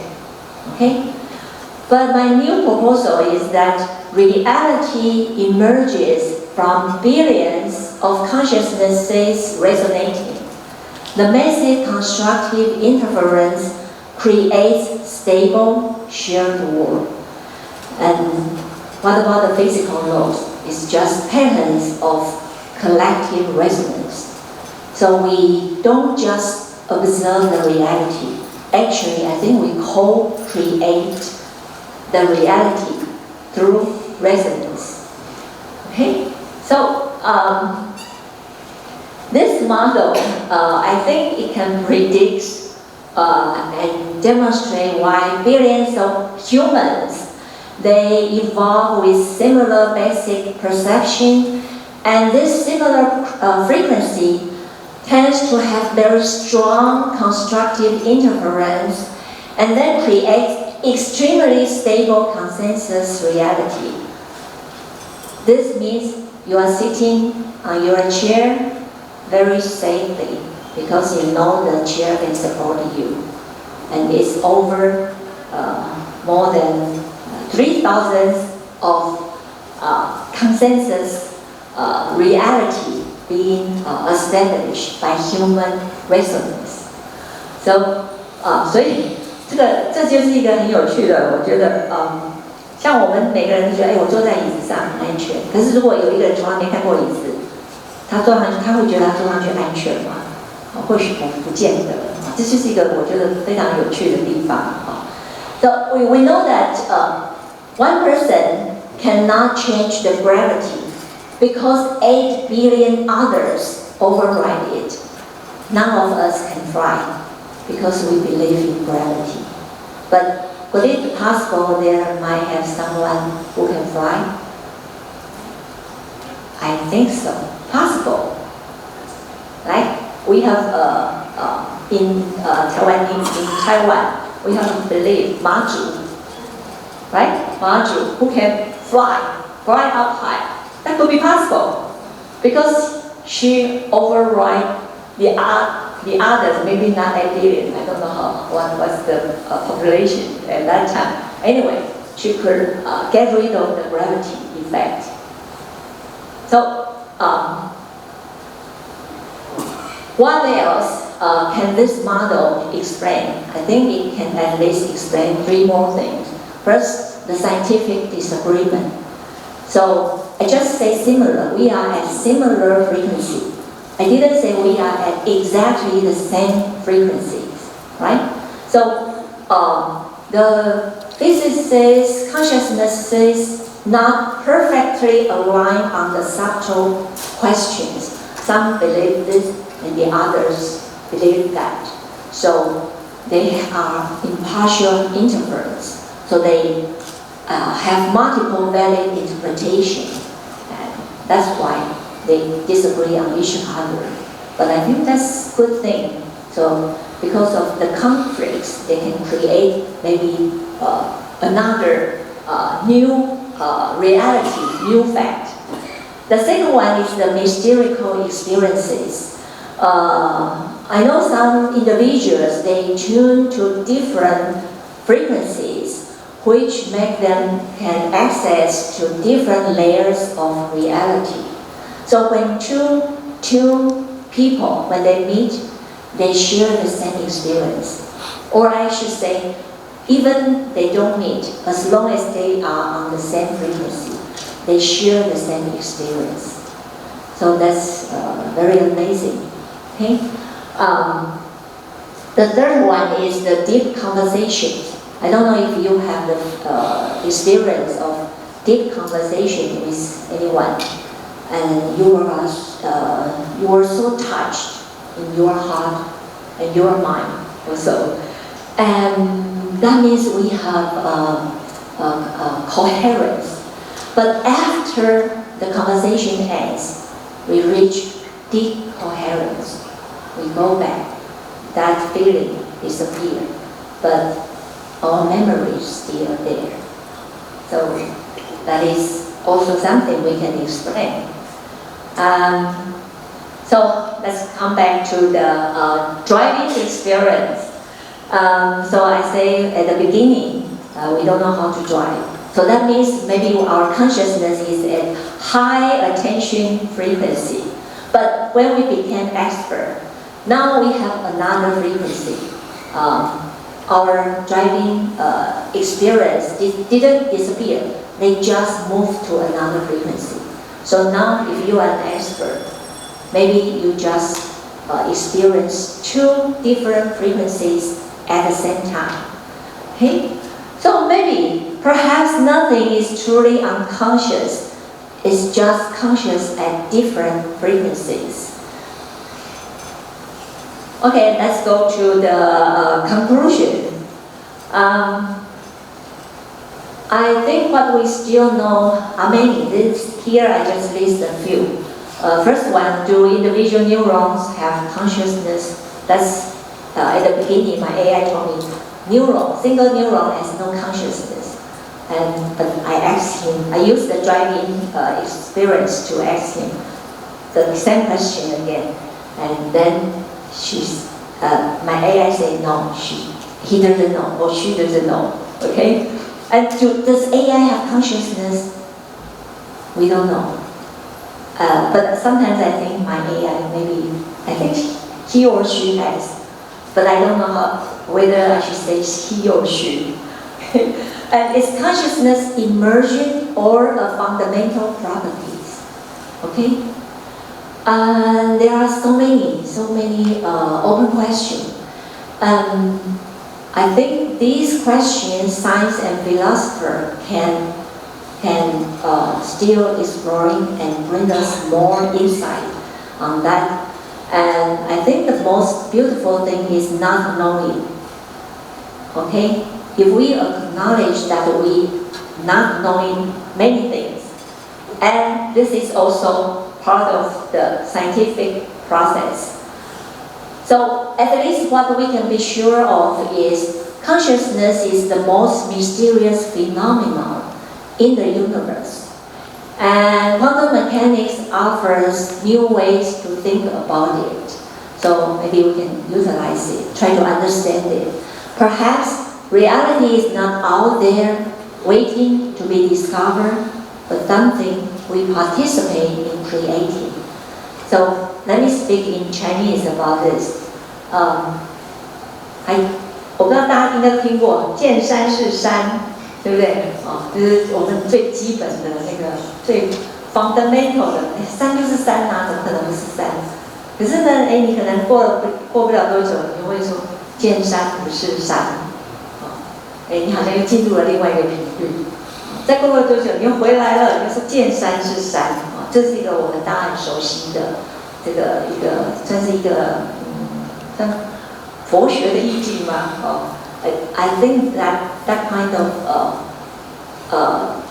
story explain what is the reality.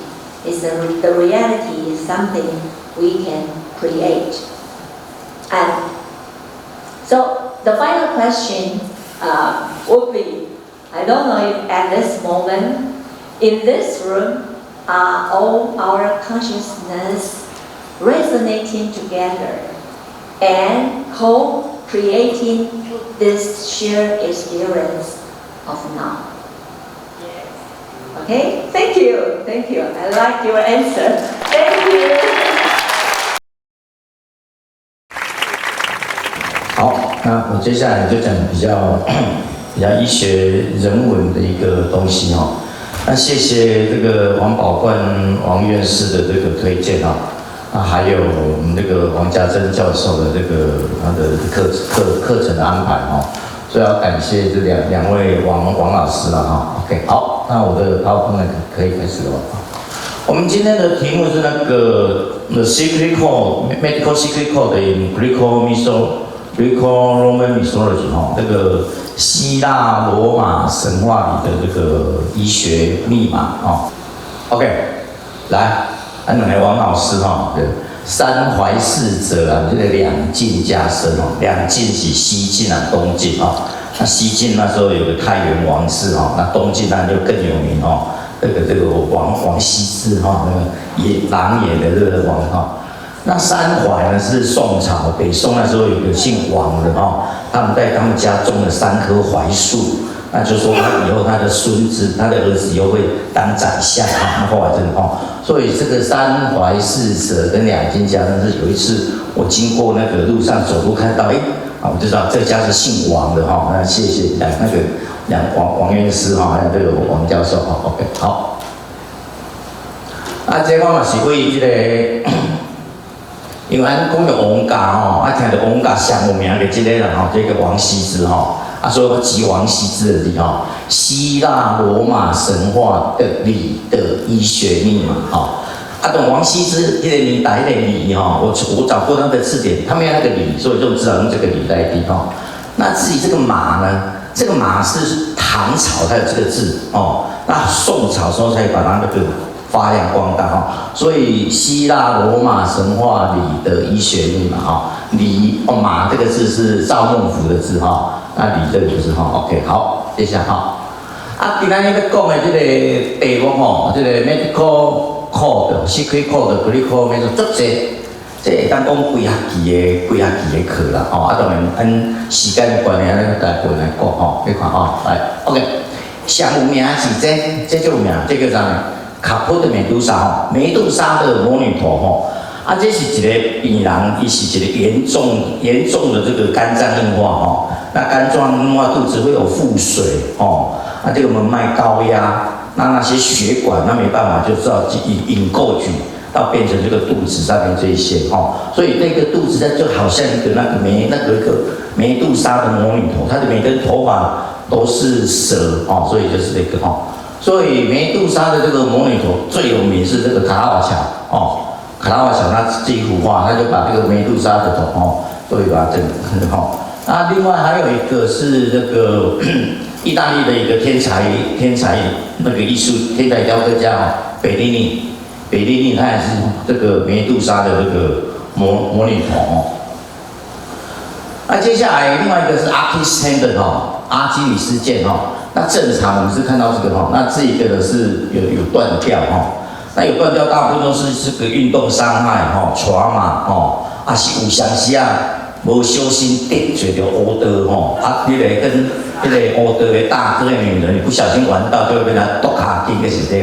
阿基斯坦的就是这个OK 好，那阿基斯坦的这个故事呢，就是阿基里斯他妈妈呢希望他的这个小孩子呢是这个金刚不坏之身所以他就把它倒掉呢，倒在这个冥河的水里面那抓住他的这个后脚跟，所以他全身都进到这个冥河的水，就金刚不坏。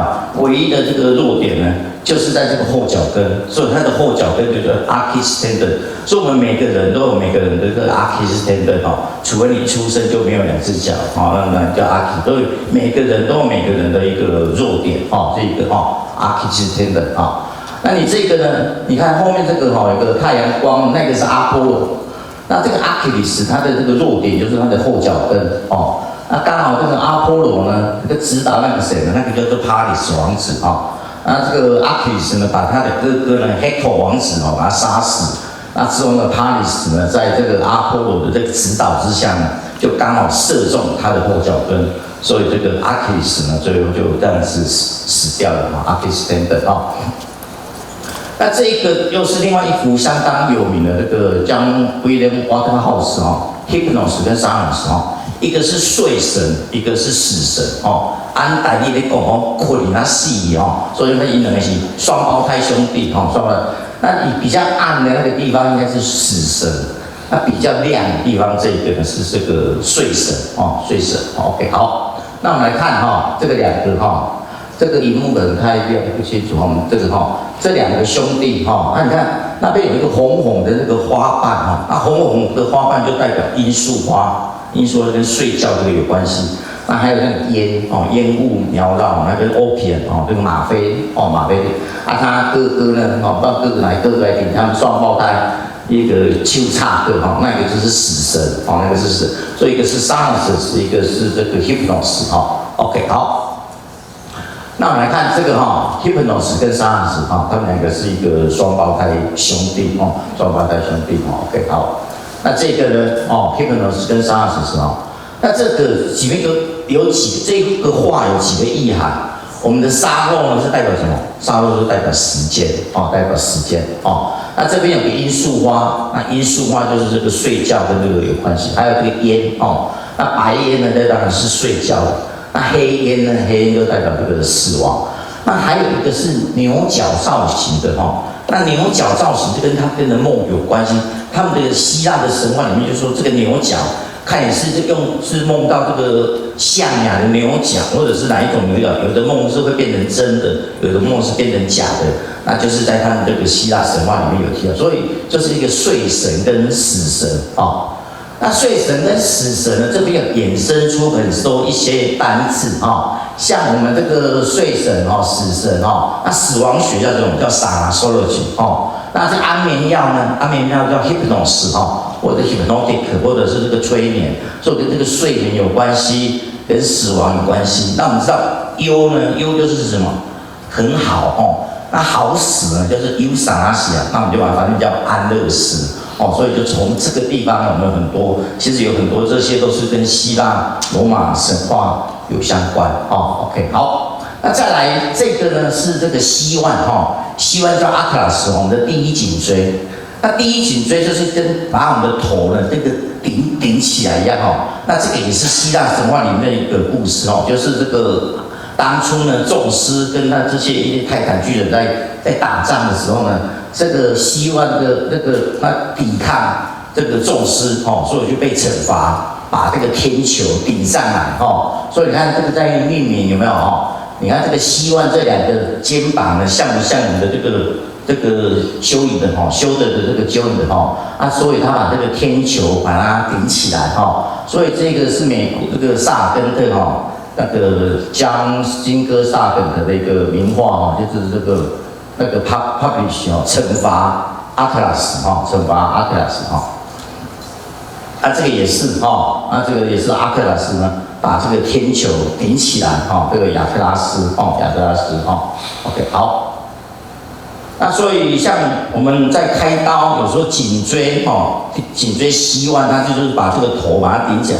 那我们这个头的这个重量大概有5-6公斤。那有时候希万 fracture 的话呢，要固定，那就是要用这些要特别要避开这一些重要的vertebral artery，还有这个 spinal cord 的这些种种把这个钉子打在正确的位置来做这个希万2的一个 fixation 所以希万呢就是 Atlas， 就是从这个，所以每次我们在开刀的时候就跟学生讲，你知道这个希万 Atlas 故事讲，我就可以跟他撞回波对好。那另外一个，这个也是跟这个 medical 那个 secret 有关这个是什么呢？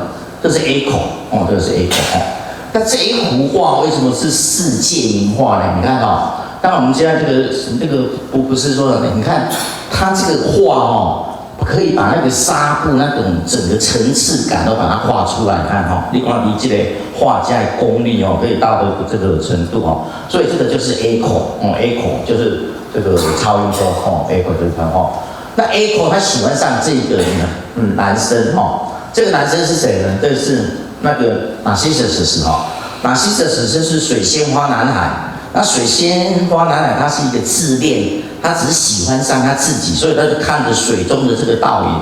所以你看他看着这个水中的倒影他对任何人任何事都麻木不仁。他既然对任何事都麻木不仁的这个Narcissus呢？这个 echo 呢，基本上就喜欢上他echo 喜欢上这个Narcissus那 echo 呢，因为他得罪了这个黑拉，他没有办法讲一句话完整的句子所以他只能重复最后一个字。所以这样医学上我们所谓叫 echolalia 那 echolalia 这些有些会建立一些 Tourette syndrome，或者是 schizophrenia 或者是 autism 或者是 mental retard， 甚至一些这个 language 有问题的这些病会有这种所谓的这个 echolalia， 只会重复最后的一个字那你看这个神话故事，你对一个女人对一个男人喜欢，但是连一句爱意的话都讲不清楚，你怎么表达你的爱意呢？所以当然这个结局是相当这个凄惨那最后呢，这个Narcissus呢，就只看着水中的倒影，就掉到这个水里面就死掉了所以Narcissus死掉那 echo 呢也没办法得到这个Narcissus的爱最后呢，他就死亡之后呢，因为这个Aphrodite 或者是这个维纳斯，他喜欢上，因为他的声音很甜美就把它留在我们的这个世间上。所以各位想去爬山的话，对着山上大呼大叫的话，这个就叫 echo 就是从这个所以 echo 是一个女神OK echo 好，那我们放这个影片好了好。echo 的临床应用很多哦，像妇产科、心脏哦，要台机器，它还有一个接力哦，避免这个空气的这个 interruption 哦。那看到一些 soft tissue， 有时候还可以看到这个血管哦，血管的血流，那可以运用在各种范围哦，一些 muscular 哦 muscle 或者是 abdomen。哦 ，skeletal 哦，或者是这个 kidney 哦，等等，那有时候是诊断用，那有时候是治疗，可以做 intervention 哦，可以做的。所以这个临床上这个 echo 呢 ，ultrasound 或者是 sonography 呢，临床上应用呢是相当广泛的哈，那就是从这个神话里面来的哈。再来哦，这个再来，我们希腊神话还有很多跟这些有关，像一个所谓 media complex 哦。media complex 在这个希腊神话里面，它是一个，它会有魔法。那最后她老公，她先生就是所谓金羊毛的那个杰森哦，她就是她对她老公呢，她产生了恨。那之后呢，她把她2个亲生的小孩都杀死哦。那有时候像有时候偶尔在报纸上也会看到这种产后忧郁症或者这种精神上有问题，对于丈夫不忠诚的这种恨，然后把小孩子杀死。我们这个叫所谓的 media complex 哦，就是从这个希腊罗马神话来的哦。OK， 好，那还有一个是 electric complex 哦，这个叫什么呢？这个就叫恋父情结哦，恋父情结哦。那还有一个恋父情结，还有一个叫所谓的一个恋母情结。恋母情结这是一个伊底帕斯哈，一个国王哦。那伊底帕斯的国王呢，他后来他诅咒就是说，他一出生他知道他会把他亲生父亲杀死，然后又会跟他当妈妈结婚，又会跟生小孩，所以这个到最后呢，他的眼睛都自己把自己的眼睛弄瞎哦。所以这个是伊底帕斯 complex 哦，这是希腊相当有名的一个悲剧的一个故事哦。OK， 好，那这个呢是 Hebe 哦。Hebe 呢是青春女神哦，她会喂这边有一只老鹰，她会喂这个老鹰喝水哦，喂老鹰喝水哦，那喂老鹰喝水啊，这边也有一只老鹰，它这个 Hebe 呢青春又很漂亮哦，很漂亮哦。OK， 好，所以在这个希腊神话里面的 Hebe 呢就是青春女神，那罗马叫什么？叫 Dimension 哈 ，Dimension。那医学上有所谓的回春术哦，那回春术叫 regeneration 啊，那 re 呢就是再来一次，那 generation 就是回青春，所以把它合在一起就是恢复青春，所以叫 regeneration 哦，所以基本上也当病就是他笑脸那里哈，所以当地方想膀胱的病较水哈，叫 regeneration 那个 treatment 的哈，好。那接下来我们这个呢是比较哲学的哈，就比较西西里斯哈。西西里斯他得罪了这个宙斯哈，结果他被处罚呢，眼睛被戳瞎，然后每天呢要背着一颗大石头，那从山底下一直爬到最上面，那之后呢，那个石头又滚下来。那滚下来，他又要下来，然后又要持续背哈，所以这个叫西西里斯一个 test 哈。那很像我们现在有时候早上起来闹钟，那时候就去开车，然后就去又看门诊，然后看门诊完又去开刀，然后又去查房，那查完之后又做个实验，然后后来又吃饭，那回来说，这样每天这样下来也是一个所谓西西里斯那个 test 哈，那也是哲学意味相当深含的一个用语啦哈，这个西西里斯哈。那西西里斯是这一个卡缪哈，卡缪是一个法国的一个哲学家文学，他本身在44岁的时候就得到诺贝尔文学奖哦，卡缪哈。那卡缪就讲这个西西里斯的一个神话故事，他从这边呢引申出他有所谓一些荒谬主义哦。那他有句名言就说，一切呢这个伟大的这个事端的开始呢。都有一个很荒唐的都有你要成为一个很伟大的事，都有一个荒唐的一个开始所以卡缪呢，他就你看，他有一个人去爬山，就有这种东西。那最后卡缪他这个荒诞主义呢，他自己发展出自己一套的一个荒诞主义。他后来认为说，这个西西里斯他这样子，好像每天这样日复一日重复，这样好像也不是一种痛苦呢，它好像说也是一种平凡中的幸福呢。哦，你讲你感觉习惯吗？哦，你可以每天都这样子，每天都日复一日，这样只是用幸福哦。所以它里面它有讲到哈，你说你想象说哦，卡哦，他说啊，image 那个 we must imagine Sisyphus happy 哦，所以大家认为Sisyphus是 happy， 所以我们大家每天都做同样的事，也要觉得自己做得很快乐哦，这是Sisyphus哦。那接下来这个是拉困哦，这个拉困呢，在这个各位有去梵蒂冈会看到这一幅画哈，这个拉困哦，他爸爸呢，还有他2个儿子，那最后呢，那一条蛇哦，把他们细白的皮肤啊咬的哦，结果他脸上这个狰狞的这个面容，那相当的痛苦哦，所以他死亡之前，这个我们常常讲说这个疼痛指数呢都是满分哦。所以在我们这个医学上会教学生一个叫疼痛医学哦，那疼痛医学也有什么量表哦，疼痛分数是几分还是什么哦 ？OK 好，那 What is pain 哦，我们按一下哈，这个很痛哦，为什么呢？哦，这真的很痛哦，所以每次我放到这个，我们同学也是发出这个啧啧的声音，我就跟同学说。同学，你们以后一定都是好医生，因为你们现在都非常的同理心，知道这个病人很痛哦。OK 哦 ，OK 好，这个是 pain 啊 ，what is pain？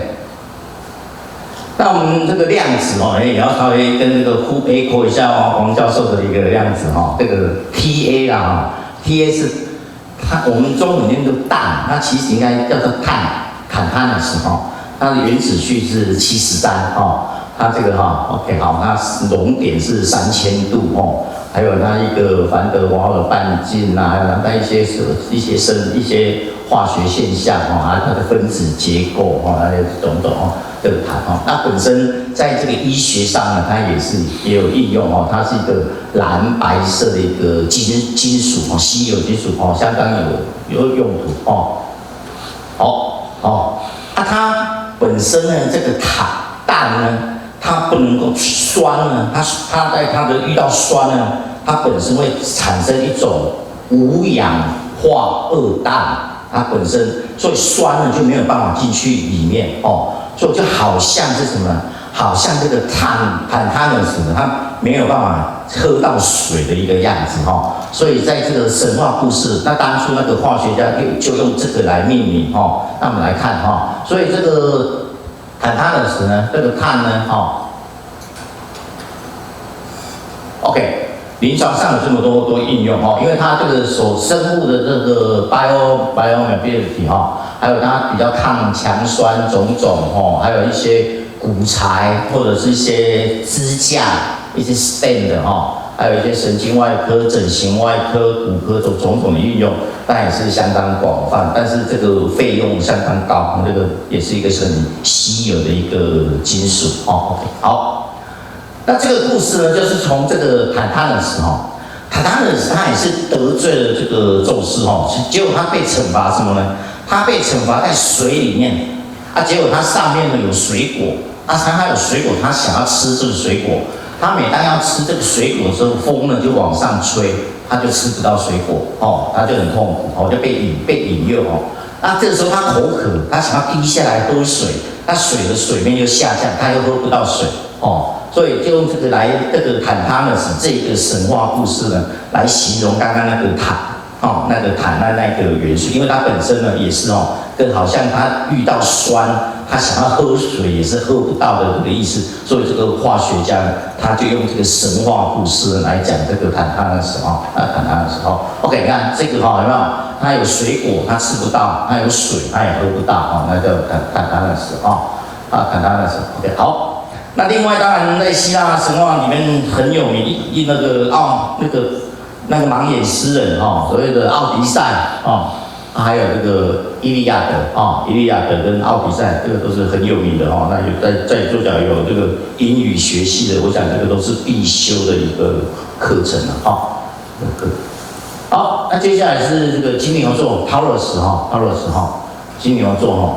那金牛座里面最有名的一幅画就是这一幅画，这个是这个哈，这是鲁本斯吧哈，鲁本斯哈，那这个宙斯呢变成一只金牛，那把这个欧罗巴呢骗去到克里特岛，那时候的欧洲还没有命名哦，那这个宙斯呢就诱拐他来到克里特岛，他就说这个地方呢用你的名字命名，所以这个地方就叫欧罗巴啊，叫做欧洲哦，说 Europa 哈，就是这一个哦，有欧罗巴哈 ，OK 好。所以这个宙斯呢就变成这只金牛，那这只金牛的下半身是水，那上半身是牛，所以在看这个星空，你会看到它的下半身是水哦，下半身是水哦，这个也是哦 ，OK。所以从这个 Taurus 这个所引申一些相关的这些单字哦，有 Taurus 啊 ，Minotaur 啊，还有这些那个 Taurin 哦 ，Taurin 种哦，都是跟这个牛有关系哦。我想在座也有人是金牛座的哈，金牛座哦是比较有钱哦。好，那金牛座有一颗很大颗那个阿尔法星呢，我们叫孤爱哈。那孤爱在美国人他们有两种讲法，一种就是就寡了一个孤爱，那另外一个孤爱有一个叫 Taki 的也叫孤爱哈。所以哦，这个牛很大颗哈。那有一种那个有一种眼睛这个先天性的这个孤爱的这个。马克罗帕西哈，它本身就是这一个哈，这个不安哈。好，还有一种皮肤的这个疾病叫 Lyme disease 哈，那细菌感染那边的哈，好像有圆圈，好像一个 target 哈，啊这个也叫孤爱啊，孤爱哈。那还有这个有时候小朋友呢，所谓肠套叠哈，小肠吃大肠哈 ，interception 哈。啊，我们就用超音波一扫，你会看到一个所谓的 Taki-san 啊。那有时候有一些商学院的理论啊，种这些 Taki-san， 或者是个植物学哦，就苹果还有一颗哦，那这个也叫 Taki-san， 跟这个，那它对这个黄道12宫哦 ，zodiac 黄道带啊，那黄道带就这个太阳、月亮、星星，它的这个哈，那个我们天文学是 astronomy 哈。那现在坊间有的人比较喜欢讲这个叫这个 astrology 哈，这个占星术哦。那占星术有什么呢？牡羊座、金牛座、双鱼座，这些有时候不是很好记啊，不是很好记啊。但是还好哈，我们本身我们是神经外科医师哈，这个神经解剖学哈，我们有12对脑神经哈，12对脑神经有这个奎尼尔哈。olfactory nerve 哈，这12对哈，12对。那12对脑神经呢，我们当初在学生在记的时候，老师都会教我们这么做记哈。这个哈，嗅神经啊哈，这个哈，所以对不太清楚哈。OK 好，我们是怎么记呢？1嗅2视3动眼，4滑5擦6外旋，7言8听9舌咽，10来米走腹舌下哈。所以一个是嗅，1嗅2视3动眼，4滑5擦6外旋哦，擦3擦神经外旋。那讲颜面神经，7言8听9舌咽，10来米走11腹舌舌下。那我就教学生你修外科星空医学人生，你想过你12个星座，你买一些记者哈。啊，无你免做拍名啊，啥啊，什么包括讲，好，我教你用这个方法来记吼。1羊2牛3双子哈，4蟹5狮6处女，7秤8蝎9射手哦，10来摩羯水双鱼哈，就把这两个结合在一起，就12对脑神经跟12个这个星座哦，就整个把它这样记，哇，他记了1、2次哦，1羊2牛3双子4蟹5狮6处女，那个答案这12对这个脑神经的记哈，所以这个叫所谓 mnemonic 哈，叫口诀，按讲叫口诀，来有个叫记忆法哈。按有1羊2牛3双子4蟹5狮6处女，按不因外国人安怎记？因是安记。Of one of the 2 acids felt very good, Victoria in the health 哈。of 是 olfactory optic 这个爱想，而且按看个记哈，1羊2牛3双子4蟹5狮6处女 ，OK 哈。对啊，这个所以。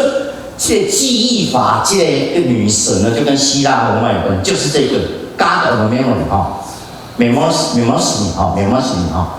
那 Mnemosyne 呢，它本身它有一个记忆之灯 ，Mnemosyne 哈。那美梦喜呢，她是记忆女神，她跟宙斯呢这个连续交合了9天，就生了9个小孩，这9个小孩就叫缪斯哦，这叫缪斯。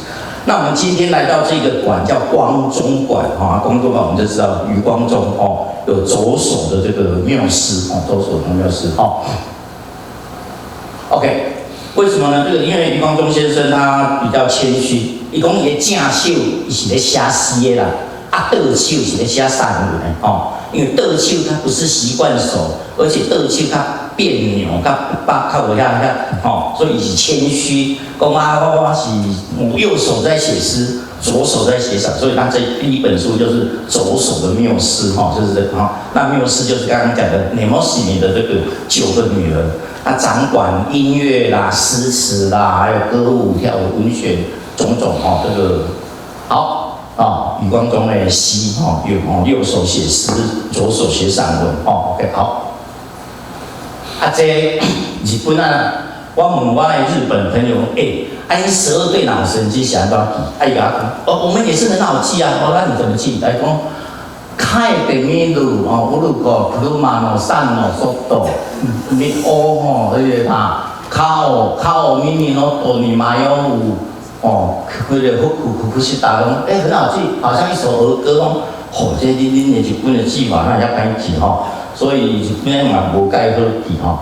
不最近听讲有一个考题这叫阿姨洗铁路知影无？叫做阿姨洗铁路你这个有记掉了你教你小朋友教你记来，爸爸教你日文，阿姨洗铁路阿姨洗铁路OK 阿姨洗铁路这个美梦是美梦是好，那我们今天有讲蛇蛇有关，为什么医学跟蛇有关系有一个蛇夫座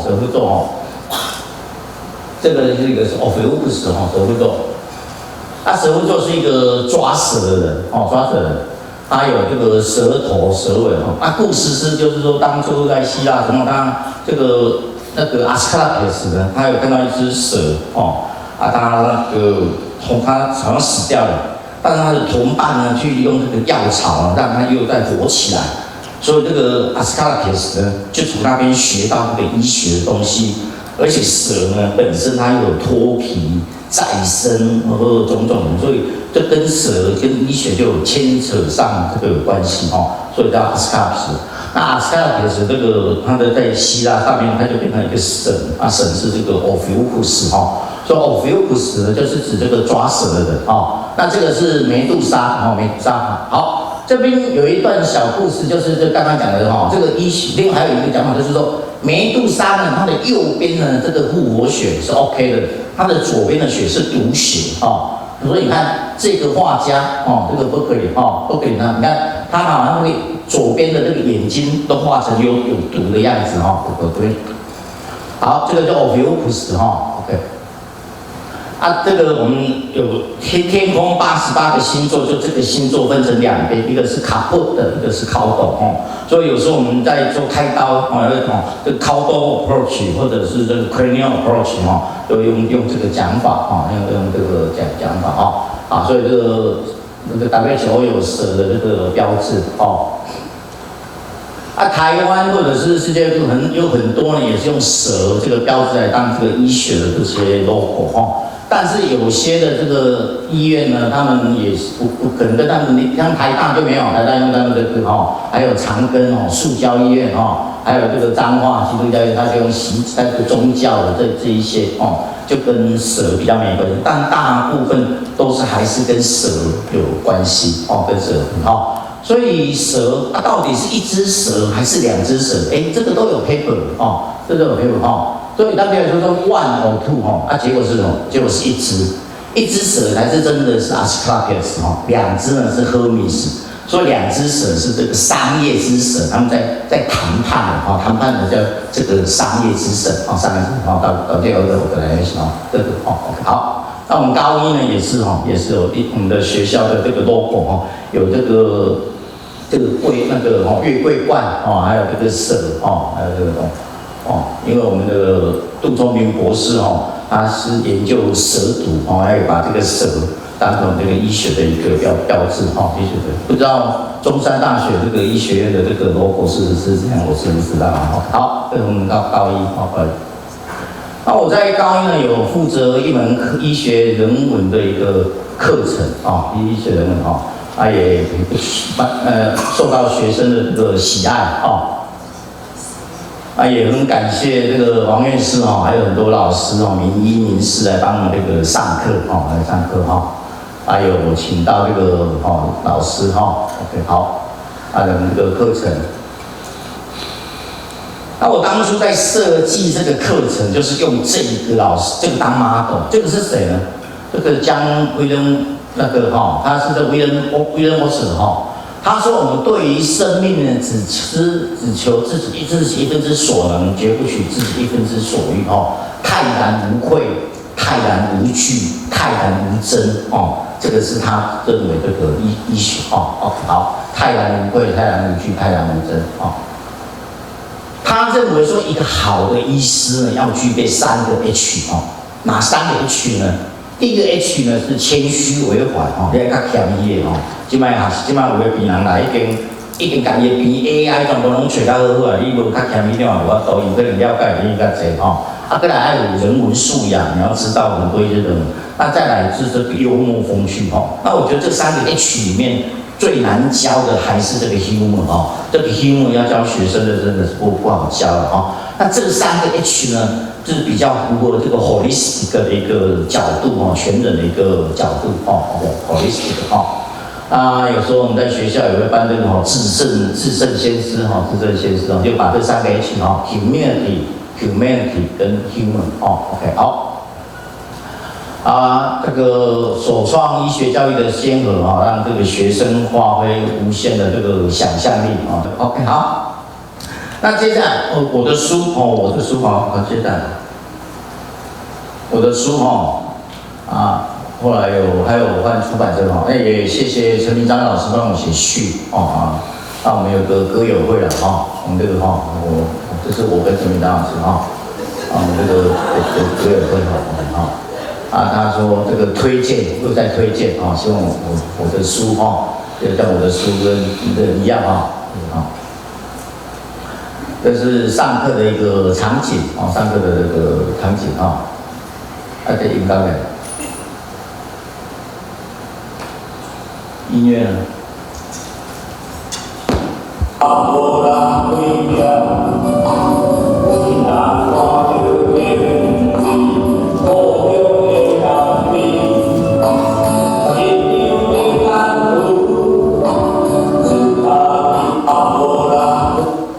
这是一个比较本土的伊讲扫墓来买帮车一张那个一家金手指还有一张平安符那扫墓来买帮车好，那我的序呢也很感谢王院士他帮我写序观心观化神解读的这个引入宝典引入宝典他有说会这个院士那院士在我们学校上课他蛮幽默风趣的他说像这个圣一喜圣一喜这是我学生话我学生话 OK 好OK 这学生上我的学生上课有些回馈单原先这个加分扣分这个加分是扣分OK 好。这个星空很多，有的会闪烁，有的不会闪烁那因为是他有观察有些比较不会闪烁是一个行星那这些还有行星这些呢，天有五贼有金木水火土那又有这个相生相克这个OK 好木生金，金生这个那当然日本人他们这个星球也是金木水火土，给只卡水我不 Kindle 也是这样那在这个中国有一个朝代，这个明朝，这个朱元璋，他也是很铁齿，相信这个金木水火土这个理论他规定他的子孙，他的第一代呢一定要木字旁，第二代木生什么？木生火火生什么？火生土，土生金，金生水，水又生木，木又生人，所以他说他的这个后代子孙要有这种排，所以你就看明朝的那些王子你就知道他是属于哪一代的金木水火土金木水火土OK 好。我的册有感谢院士院士啦有分析啦分析讲这个金木水火土伊嘛讲金木水是暗西洋呢？西洋伊嘛是足信这呢像讲这是12年前院士是这个希腊对不对？宙斯的神庙当初叫宙斯的神庙当然对吧？宙斯是希腊叫宙斯那罗马就叫 Jupiter 这个 Jupiter 那 Jupiter 就是木星那木星多大呢？我们的地球大概这个大红斑大概是可以放2到3颗的这个地球宙斯呢是这个希腊，那 Jupiter 呢就是拉丁跟这个罗马那这个8大行星里面都是用拉丁罗马，就只有Uranus是用希腊的而已Uranus OK 好，那我的序。感谢这个院士帮我写序我们当然有这个因缘有这个因缘认识那这个希腊跟罗马，它有罗马是蛮族，那把比较文明的国家灭掉，那之后他为了这个又把这个文化，所以他最简单就改名字像刚刚讲的宙斯呢，他就把它改成 Jupiter 把它改成 Jupiter OK 好。像这雅典娜雅典娜里面有一个里面雅典娜有这个蓝色的眼睛，还有这个猫头鹰，还有这个梅杜莎的这个盔这个雅典娜还有另外一个呢，他们这个有3个圣洁女神这3个都是这个处女之神另外一个是 Artemis 那 Artemis 就是所谓的戴安娜，她是个狩猎女神，那她这边有一个月亮的这个发箍所以它是这个戴安娜，它也是代表这个月亮代表月亮那在这里呢，这个祝大家中秋节快乐这个是院士提供给我，就是从外太空看这个地球看外太空看地球这个 Happy Middle Autumn Festival OK 另外刚刚讲的3个处女之神，另外一个就是 Hestia。那就 Vesti 就是所谓灶神他灶神他也是这个管这个家庭的这个和乐的这个健康OK 好。所以希腊罗马神话这边有很多都是从这些衍生爱因斯坦讲过那一句很有名的 Imagination is more important than knowledge 那我识人牙慧我就说 Imagination allow me to make further stride and progression OK 那也把这个写在这个 SCI 的 paper 里面，就还好有这一段，因为可能这一段把我刊登出来的关系OK 好。那这个里面院士里面有讲到潘这个赫米斯的这个关系这个潘是这个紧张大师可能他们这个在上班的时候，可能看到老板，你跟他还擅自跟他打招呼，老板都不理你那你这时候在想我可能被我们被人家炒鱿鱼了那其实跟你的老板那时候股票大跌这种所以这个跟这个有关系那我们当初有这个因缘在跟院士认识所以主要还是这本书啦我从这本书呢就是 email 去 Wisconsin 跟院士一直甲会叫伊来以上课那样恭喜百年伊这个围城大迁伊嘛足爱这个王羲之的这个，因为王家本姓王羲之这个王羲之这个王羲之的字王家本姓好，还有这个洞察洞察教我们认识，你要有敏锐的这个观察力敏锐的这个观察力那当然跟这个有关系这个就是潘就是 Capricornus 摩羯座那摩羯座是一个紧张大师他刚好在他们尼罗河那边演奏，那有台风来大家都快跑他那时候在演奏，而且他那个紧张大师法力又不怎么高强，所以他的下半身呢就变成鱼上半身还是变成羊所以就宙斯觉得很好笑，就把它变成天上一个星座，叫摩羯座哈。那摩羯座其实应该叫做西狗啊，海山羊，那我们叫 Capricornus 啊 ，Capricornus。OK， 好，那就是这个海山羊哦，跟这个海山羊哦，海山羊哦。OK， 好，跟这个有关哦，跟这个有关哦。我们这个这样子看哈，我们业余的天文我们会讲说，这就像三角饭团啊，都讲 seven 的三角饭团 ，Capricornus 哈。OK， 那 Capricornus 这个就是潘哦。那潘呢，它是一个色胚哦，它是色胚哦。它长得很丑了哈，又是紧张大师哈。阿姨她都常常躲在那边追求这个美女哦，追求美女哦。追求美女，我们有一个医学名字叫恐慌症哦 ，panic disorder 哦，恐慌症就是一个莫名其妙，我们在安装俩很开心，会惊起来，很莫名、很无名的哦，这属于精神科的一个方面哦。那这个呢是潘哦，潘就叫老板哦，老板哦，这个癞蛤蟆又想吃天鹅肉哦，那就看哦，他有一次呢，他就喜欢上这个希律斯哦。那希律斯他也是很重视他的这个贞操哦，这个他呢就一直追他，追他就一直跑到河边呢，到拉登这个河边就遇到他他爸爸，他说他跟他爸爸说有个这个很丑的男人要来追我还是什么，那最后他爸爸就把他 transformation 哦，那最后就变成这个希律斯哦，就变成芦苇哦，这个他呢他还是很痴情哦。等到这个日落东山之后呢，他那边还是等不到这个变回原形哦。那之后就把这个芦苇把它弄成这个有音阶啊，变成一个乐器哦。所以我们这里叫潘神箫、潘派哦，或者是潘flute哦，或者简单就叫希律斯哈，希律斯哈。所以这个叫希律斯跟这个芦苇的这个关系哦。那这个就是潘神箫哦，潘神箫哦，好。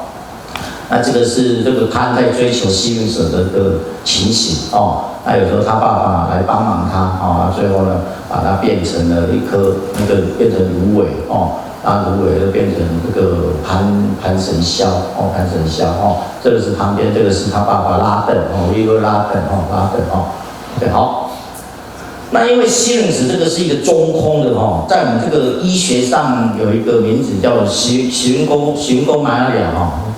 行宫玛雅或几学空，那当初我们学生也不知道的，大概狗啊不会 SYRINT 呢，后来原来希律斯就是中空的这个意思啦哦，所以我们这个现在我们打针打刚就给他们注下一个希律斯那叫希律斯希律希律有时候这个耳咽管发炎叫sinusitis行宫玛雅种这一些 ，OK 好。那这样子，这个潘那鸟类呢？我们人类发音呢是用声带vocal cord 那鸟类呢发音它是靠这个在 bronchus 在交接的那个地方呢，它是用这个震动用这个薄膜震动，所以它那个发音的地方就叫 Sirius 那这个是这个天堂鸟这个是天堂鸟这个蛮大的一个大型的这个飞鸟OK 好。那个vocal cord vocal cord 有时候发音发高音发低音发高音发低音，这个声连接好像有一点小问题好。那这个刚好有没有人看到这个叫咬者节，叫做新科目丢有时候讲话烧声大家就说要用雷射把这个把它烧掉还有说要再打这个类固醇打类固醇我有出册册袂歹这套就是即摆台湾为去把这个星空医学、罗马神话，还有这些故事整个结合在一起的所以我这套大家看到那最后我秀段，我在开刀，因为我本身是脑神经外科医师我在开刀之前会用我们今天不是要讲这个量子医学嘛量子对开刀对。这有牙刷，一边咧斗相共有牙刷阮咧开显微镜对嘛是有牙刷有牙刷所以阮开刀前有一个叫 OP time out，OP time 就是说有时候开刀之前，以前会发生说把病人开错了，而且要右脚看成左脚，眼睛也开错了这种。所以现在之前会先到病人的身上做记号，那开刀前大家都会开out，对不对？要两确定这病人是啥，他开始开的哦。所以有人这边我就由刚刚那个压缩呢想到一个开out，然后我今天最后呢就用这个来做一个总结OK， 好，我示范的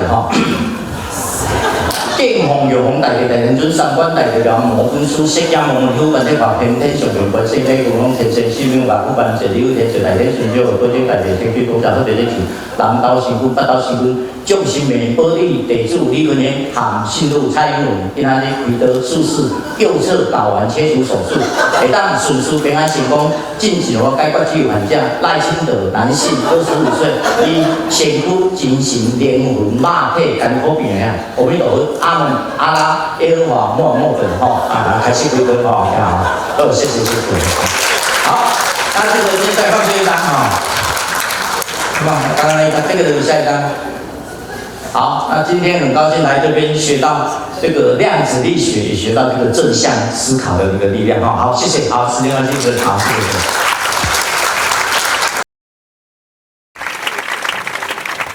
Thank you, Professor Wang, for inviting me and for your kind introduction. So we have seen a few talks today about the theoretical work of consciousness, and specifically it's about the quantum theory of consciousness. And now I'm going to show you some empirical work of consciousness. All right, so consciousness is a major unsolved problem in science, and the reason why consciousness is still a major unsolved problem in science is because, well, it is subjective. And because of this subjective nature of consciousness, so even until today, scientists still have no idea how a physical system like the brain can ever have subjective experiences. And also because consciousness is and also because consciousness is subjective, it is once a forbidden topic in let's say, well, in the era of behavior.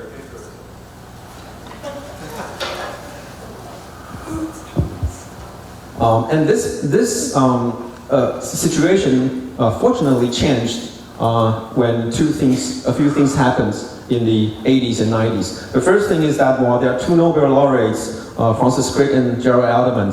So after they received the Nobel Prize in, one is the discoverer of the DNA structure, and Gerald Alderman is the founder of the antibody structure and function. So after they discovered these major breakthroughs in their field, they decided to devote their time and passion into consciousness, which is the problem that they think is the most worthy studying problem.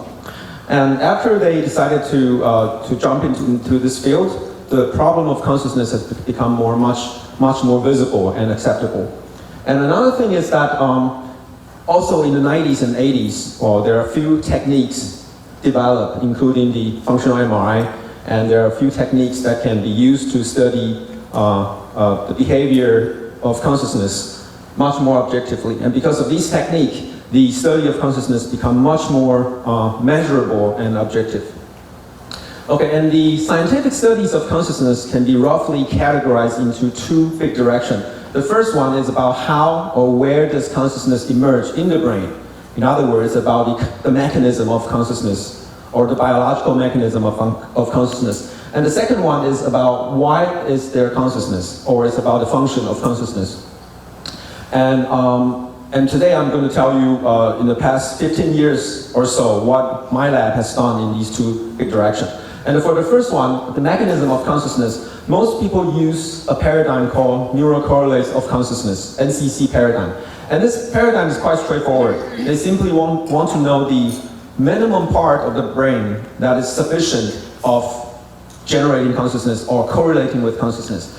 And there are two ways to look for neural correlates of consciousness. The first one is to look for neural correlates of levels of consciousness. So for example, now everyone is conscious, right? You're fully conscious, but when you go to sleep without dreaming, you lose consciousness. Or if I put you under general anesthesia, you will lose consciousness. So we can simply put you in the scanner and ask which part of the brain changes when you lose consciousness. Okay, so we can find this crucial part of the brain that's related to consciousness. And another way is to look for the neural correlates of content of consciousness. Like for example, now you're fully awake, but if I flash this red dots on the screen, then the content of your visual consciousness will change, right? So we can ask, well, what happened in the brain when the visual consciousness of your content has changed?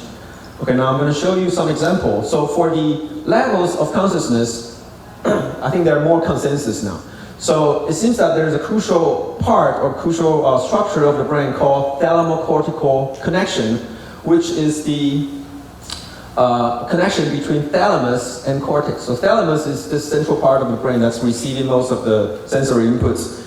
And then these inputs will be relayed to cortical area. So this thalamus cortical connection, if there's if it's functionally disrupted, usually you will lose consciousness. Now, for example, so this is a study done by Stephen Lawries, and here shows the activation of the thalamus on the x-axis, and Y shows the activation of the prefrontal cortex. And each dot is 8 participants, like normal healthy participants. So you can see that while overall there's a nice positive correlation between thalamus activation and prefrontal cortex activation. But for those participants who lose consciousness and enter the vegetative states, so when they lose consciousness, you see that the thalamus and cortex or prefrontal cortex become negatively correlated. Okay, and for those who has the fortune to recover and regain consciousness, you can see that the thalamus and prefrontal cortex become positively correlated again. So it seems that this thalamocortical connection is crucial for whether you're going to have consciousness or not. Okay, and here is another phenomenon called sleep, and this is a meta-analysis across many different studies, and they all indicate that when you lose consciousness, when you're sleeping, when you lose consciousness, usually you see thalamus activation, like the central part of the brain activates, but the cortical deactivation. So once again showing that if you lose consciousness, the thalamus and cortical connection is going to be functionally disrupted. And here's another phenomenon called anesthesia. So once again, this is a meta-analysis. Each brain is one study, and overall you can see that when people lose consciousness, you'll see thalamus activation, a cortical deactivation. So once again showing this this phenomenon that if you lose the thalamocortical connection, you lose consciousness. And my lab is doing similar study along this line. So for example, we look into this phenomenon called microsleep, and which is a phenomenon that you lose consciousness or you have altered state of consciousness. So microsleep is defined as brief episodes of sleep-like states, and usually accompanied by eye closure and attentional lapses. And this is a phenomenon that people are very familiar with. So actually it happens easily in the afternoon if you're listening to a boring talk. So it's basically like when you doze off or when you're nodding off, this is microsleep. And it's worth noting that microsleep does not equal to early sleep stage. And originally people think that microsleep is just early sleep stage because you're just falling asleep. But actually this is not the case because in the past people have shown that in early sleep stage, cortical activity usually will decrease. And this can be found in many studies like using brain imaging. So when you fall asleep, usually you see this cortical deactivation across the brain. In contrast, in microsleep, cortical activity will increase. So we've recently did a study, and this is together with other groups. We show that when you lose consciousness, when you went into microsleep, or when you lose consciousness, when your consciousness is in this altered state, you will see this activation in the cortical area, a deactivation in the thalamus. So once again, this points to the conclusion we just had that consciousness is related to thalamocortical disconnection. If you have thalamocortical disconnection, then usually you will lose consciousness, and microsleep is another example. Okay, now I'm going to show you how we study contents of consciousness. So most of the scientists study neural correlates of the content of consciousness by using bistable illusion. So this is a typical bistable illusion. So if you look at this Necker cube, you will either see it as this, okay, or as this. And if you just stare at this cube, these two possible percepts will flip in your mind. Okay, so just look at it, and every few seconds you see the first possibility, and another few seconds you see the other possibility. And this is called bistable percept or bistable illusion. And this is a great phenomenon for studying neural correlates of consciousness, because we can simply put you in a scanner, right, and ask you to report your current percept. Are you seeing A or B? And then we can monitor your brain activity to see which part of the brain changes when the content of your consciousness changes. So we can find the neural correlates of consciousness. And here's another example. You either see two faces or one vase in the center, right? And your percept will switch between the two. And once again, this is bistable. We'll put you in the scanner, ask you to report the content of your consciousness, and then we can identify the neural correlates of consciousness. And here's another example called perceptual fading. So the projector here is, not sure if it's visible. So you can see that there's a gray ring here. But if you fixate on this center black fixation spot, so just stare at it and don't move your eyes at all. So just after a few seconds, like 5 seconds, 10 seconds, this gray ring will disappear from your consciousness. Okay, so I think some people see that. So this is called perceptual fading. And once again, it's bistable. So the gray ring never physically disappears. It only disappears in your consciousness. And once again, we can put you in a scanner and see which part of the brain changes when you lose consciousness about this stimulus. And here's another example that we use in the lab called motion-induced blindness. So you can see that there's on the upper left, there's a yellow star. But if you fixate on the white fixation spot, then when I turn on the motion, and you just keep fixating on the white fixation spot, then use your peripheral vision to attend to the yellow star. The yellow star will disappear from your consciousness very quickly. And this is an illusion. So the yellow star never physically disappeared. It only disappeared in your consciousness. And once again, this is bistable. So every few seconds it will come back. And again, we can put you in the scanner and ask what happens in the brain when you lose consciousness about that yellow star. Okay, so with this paradigm, my lab has discovered that neural correlates of visual consciousness can be found in primary visual cortex, or also known as V1. And we've used quite a few different kinds of bistable illusion, and we all discovered that neural correlates of visual consciousness can be found in V1. And for example, when we use this motion-induced blindness, we can see that, well, this is V2, but V1 down here does not show up. And basically it's the same. When you lose consciousness about the target, the V1 activity will go down. But when you perceive it again, the V1 activity will go up. And this is true in V1, V2, and V3. And similarly, when we use this phenomenon called perceptual fading, we found similar results. So we found that, well, when you lose consciousness about the ring, the V1 activity will go down. And when you regain consciousness about a ring, V1 activity will go up. So there's a nice correlation between visual consciousness and V1. And here's another example. So, and in this study, we decided to further test the causal relation between V1, primary visual cortex, and your visual consciousness. So we decided to use a paradigm called the Mooney paradigm. So this is a phenomenon that, well, if I show you this picture, most of you, for the first time, you probably wouldn't know what this picture is, right? You have some idea, you have some guess, but you're not sure what it is. And here's another example. I show you this figure, you're not sure about what it is. But if I show you the grayscale photo of this one, so this is a frog, and this is a fish, and if I show you the Mooney image, the black one, the Mooney image again, you can now see that this is a frog, right? And this is a fish. So after this one shot priming, your conscious content will change about this figure. Originally, you have no idea what it is. Now, you can see it clearly as a frog and fish. So we can then ask, well, what happens in the brain when your conscious contents about that stimulus has changed? So the idea is that like this. When I show you something that you don't recognize, your consciousness is a mess, right? You have no idea what it is. And so it's probably true for your visual activity in V1. And now the question is, well, after you know the interpretation, after I tell you that this is actually a camel, so the conscious contents of your stimulus will become a camel. So now we can ask, well, does V1 change as well? after you know that it is a camel. So we did a simple experiment like this. So we put people in a scanner, and in the beginning we showed them this figure that they couldn't recognize. Okay, and then we just collect the brain activation data for half an hour. And then we show them the grayscale photo, and now of course they can see this is a photo, and then once again we collect the brain activation data for another half an hour. And then we show the original picture now, but of course now they can see it as a camel, and we collect another half an hour of data.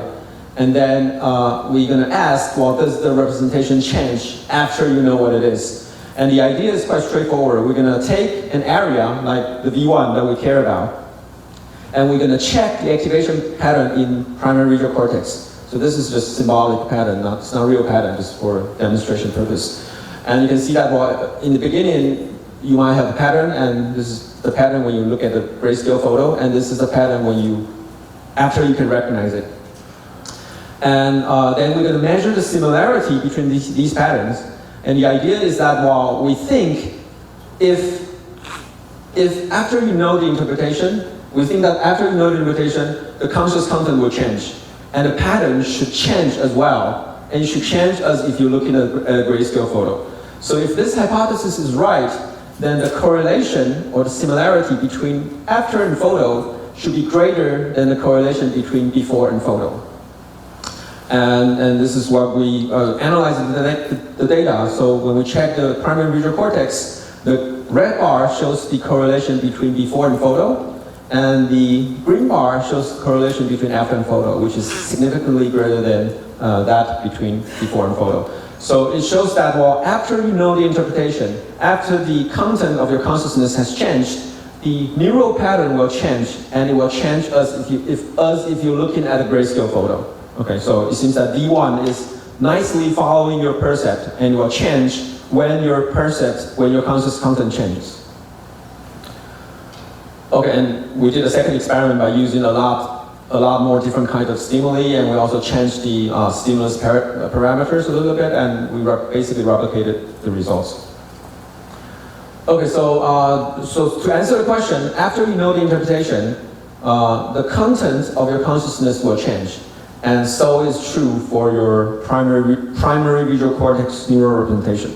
So it seems that V1, or primary visual cortex, is nicely correlating with your conscious contents. Okay, and we're not the only lab or the first lab to discover this. So actually there are many other different labs using other kinds of bistable illusion, or using other kinds of paradigm, including like lesion paradigm, for example. And they all discovered that primary visual cortex is crucially important for visual consciousness. Okay, now let's move on to the function of consciousness. So for functions of consciousness in the literature, there are many different theories about what consciousness can do. So for example, there are theories saying that consciousness is responsible for unified representation, and you can provide more global information, and it's probably related to more flexible control, and it's also related to self-awareness or social coordination. But the problem is, we have so many different theories of consciousness, but as an empirical scientist, is there anything we can do to try to tease apart or test these different theories? So in my lab, we decided to do something like this. We decided to use a paradigm called consciousness knockout paradigm. So this is a paradigm that's borrowed, or this is a name borrowed from biology. So we know that if you want to test a function of a gene, you can knock out a gene, right, and see if the function still remains, right? If these claimed function of a gene is really about that gene, then when you knock out that gene, the function should disappear. And if those function has nothing to do with that gene, then when you knock out the function, when you knock out the gene, the function wouldn't change. And we're going to do the same thing. So there are many claimed functions of consciousness, and we're going to knock out consciousness to see if those functions are affected. And let me give you one example. So this is a phenomenon called visual pop-out. So visual pop-out occurs when you have a feature singleton. So feature singleton means that this feature is the only different feature in this figure. So everything is green. This is the only red here. So it's a feature singleton. So usually when you have a feature singleton in a field, that feature singleton will pop out. will catch your attention very quickly. It's like automatic. And we want to know, well, can this processing occur even when the whole scene is invisible? All right, so we are going to knock out your consciousness about this whole scene and ask whether the feature singleton can still attract your attention and influence your behavior or not. Okay, but how are we going to knock out the consciousness? We're going to use this paradigm called continuous flash suppression. So this is a paradigm that we use mirrors and we present different stimulus to different eyes. So in the right eyes, we show people a flashing Mondrian. So Mondrian are referring to these colorful squares that's constantly changing. So through the mirrors, it goes to the right eye. And for the left eye, we can show them anything that you don't want them to see. And usually it's a static picture. And because our brain or our visual systems prefer moving stimulus much more than static pictures. So this moving picture will dominate your visual consciousness. So if you ask people what do you see, they're going to tell you, okay, I see these colorful squares flashing all the time. And if you ask them, do you see anything in your left eye? They're going to say, no, I don't see anything in the left eye. And the suppression can occur sometimes up to like 20 to 30 seconds. And that's how we knock out people's consciousness about this stimulus. Okay, and this is the experiment. So we use this paradigm, and in the right eye, we show them this flashing Mondrian for 2 seconds. And in the left eye, we show them one red feature singleton here. It's actually not very obvious because of the projector, I guess. And this is a red Gabor, or a stimulus, red stimulus among a bunch of green stimulus. And after 2 seconds, we tested their visual acuity either at the location that has been primed with a red feature singleton, or at a location that's a control location that has not been primed with a red feature singleton. And we discovered that, well, okay, by the way, so the visual acuity are referring to how accurate you are in perceiving this stimulus. So that stimulus here is actually a Gabor that's slightly tilted to the left or right, and you have to tell me whether the Gabor is tilted to the left or right. So it's very like when you go to the eye doctor, when you check your vision, basically you're pointing to the direction of the stimulus. Basically, so we're checking the visual acuity at the location that has been primed before by the feature singleton or a control location. And we discovered that, well, even when the participants sees nothing about this stimulus, their visual acuity is still better at a location that has been primed by the feature singleton compared to a location that has not been primed by the feature singleton. So in other words, even when the participants are seeing nothing about this stimulus, that feature singleton is still affecting their vision and it influences their behavior so that their visual acuity will increase a few seconds later. So in other words, invisible feature singleton can still be processed by the visual system and influence people's behavior. Okay, and in my lab, we actually did quite a few different other experiments trying to measure what kind of stimuli can be processed without visibility to the stimulus. And we discovered quite a few stimulus that can all be processed without consciousness, including syntax, facial attractiveness, and sound shape mapping. Now, for example, I'm going to give you the syntax as an example. So in this experiment, this is done by one of my previous PhD students, Sean, and we put flashing Mondrian in one eye, and we hide a stimulus in the left eye.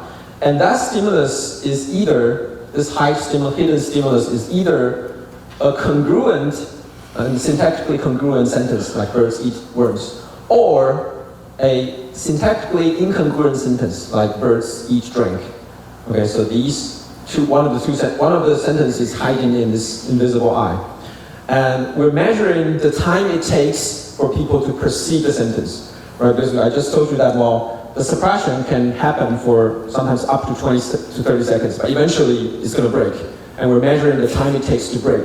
And we discovered that in this case, the syntactically incongruent sentence will break suppression faster and enter your visual consciousness faster. So in other words, even though in the beginning you are not perceiving any of the words or the sentences, but your brain is still processing the sentence, so that the syntactically incongruent sentence will be processed faster and finished earlier and enter your consciousness faster. And same thing happens for facial attractiveness. So in this second experiment, we put either a attractive face or a unattractive face in the invisible eye. And we measure how long does it take to perceive the faces. And we discover that, well, it's actually the attractive faces that are processed faster. So it seems that, well, in the beginning, you didn't perceive anything, right? You're unconscious about the faces, but your brain is still processing the difference, so that the attractive face will be processed faster than the unattractive faces. Okay, now the third example is the sound shape mapping. So this is a phenomenon that we actually borrow from the linguistics, psycholinguistics. So let me ask you a question. So now we have these two figures, right? But if I ask you which one should be named Booba and which one should be named Kiki, so what would you say? So would you say the left one should be named as Booba or Kiki? Which one should be Booba, which one should be Kiki? So who thinks that the left one should be Kiki, right one should be Booba? Okay, so usually there are fewer people, and according to the literature, there are probably 20% of the people who thinks this way. But majority of the people would think the left one is Booba, right one is Kiki. And this is actually called the Booba-Kiki effect. And it's a very nice and easy to remember name. And this is a very strong and robust effect. So it's cross-language, it's cross-race, and it's cross-ages. So as long as children are big enough, like 3 to 5 years old, so they're big enough to process language, usually you see this phenomenon. Okay, now this phenomenon has two possible explanations. The first one is that, well, this pairing is actually a conscious decision, right? Because you see that this is a round shape, and Booba is like a round sound, right? It's the round circle shape, and when you pronounce Booba, your mouth shape is also rounder than Kiki. And here, this is a spiky shape and spiky sound and alphabets. So maybe this is a conscious decision. So after you think this is round, this is spiky, so you decide that they should be paired together. So that's one possibility. And another possibility is that this pairing can occur actually unconsciously. So maybe when your visual system and auditory system are processing the information, the pairing already occurred. It's before you have consciousness. So we decided to test this possibility. So we did an experiment that's quite straightforward. So in the unconscious eye, we put in either a congruent information, like round shape with a congruent round sound, or incongruent stimuli, like spiky shape with a round sound. And we discovered that, well, in this case, the congruent stimuli will break suppression faster. So once again, the information is the same.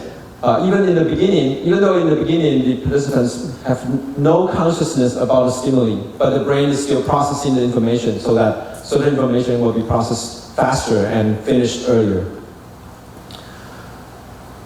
Okay, so I'm going to share with you a few more studies that we're currently conducting. So one of the directions is that, well, if unconscious information can really influence behavior, right? I've showed you quite a few cases where unconscious information can influence people's behavior. So if this is really the case, is it possible that we can localize these unconscious information in the brain by using brain imaging, for example? And can we even use the information to predict people's behavior with brain imaging? Now I'm going to give you one example. So this is one of the studies that we finished in earlier time. So we use a phenomenon called binocular rivalry. So binocular rivalry is very similar to continuous flash suppression. Just in this case, both of the stimuli are stable, are static. So if you show one to each eye, then the participants will see one at a time. So either see faces or houses, one at a time. The person will flip and switch every few seconds. So it's a little bit like this. So you can see that, well, there's a green face and a red house. But if you attend to the green face, the face will become much more clear. But if you tend to the red house, the house will become more clear. So this is, you can have a sense or have this taste of binocular rivalry. Anyway, so we decided to ask a question. Because we discovered that when we show the stimulus to the participants and ask them what do they see, sometimes they'll tell you, well, I see face, I see house. So if you do this for 1,000 trials, you'll see that, well, half of the time they see face. The other half of the time they see houses. But the question is why? The stimulus is identical, but why do you see face sometimes, and why do you sometimes see houses? And our guess is that, well, right before the stimulus onset, there must be some unconscious information in the brain that's influencing or biasing your decision. And if that's the case, we should be able to pick up this information with brain imaging and use it to predict people's behavior. And this is exactly what we found. So we discovered that in an area called FFA. So this is an area that's specifically responsible for processing faces. So in this area, we discovered that like 2 seconds before the stimulus onset, this brain area has two different kinds of patterns. If one pattern shows up, you're more likely to perceive faces later. And if the other pattern shows up, you're more likely to perceive houses later. And we can actually just look into your brain and look for the pattern and predict whether you're going to perceive face or house a few seconds later. And so basically we can use machine learning or classifier to identify these patterns and use it for prediction. Okay, and you might be wondering, okay, well, this is what I just showed you is an easy lower level perceptual decision. Is it possible to predict higher level complex decision making? And we actually can. So here's an example done by one of my previous students. And in this case, we show people photos or pictures, and their only job is to decide whether they like the picture or dislike the picture. So the picture is like this, so you should pay attention because I'm only going to show it for 1 second.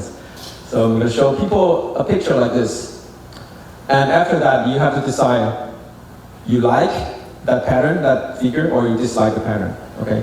And we have hundreds of pictures like this. So after every 16 seconds, we show one picture, and they have to say like or dislike. And our idea is that we're going to scan their brain and see if is there any part of the brain that can contain information that can be used to predict whether they're going to like it or not. And we actually discovered that there are a few areas in the brain, including medial frontal gyrus and anterior cingulate cortex. And these areas are very like the FFA I just showed you. So they contain two different patterns. If one pattern shows up, people are more likely to say like in the next trial. And if the other pattern shows up, they are more likely to say dislike in the next trial. Okay, and while we have another paradigm, this is even more complicated. This is risk-taking decision-making paradigm. So in this paradigm, we show them two options. One is that, well, you're gonna get $4 100% of the time, for sure. You're gonna get $4. And if you pick this option, you're gonna get $8 for half of the time. So you can see that the expected value is the same, but this one is risk-taking, and this is risk aversion, right? Because you're going to get $4 for sure. So if you're very risk-taking, you're probably going to try this one to try your luck. But if you're very risk-averse, you're probably going to take this one. And again, we have many trials like that. And every 16 seconds, we present one trial for them to make a decision.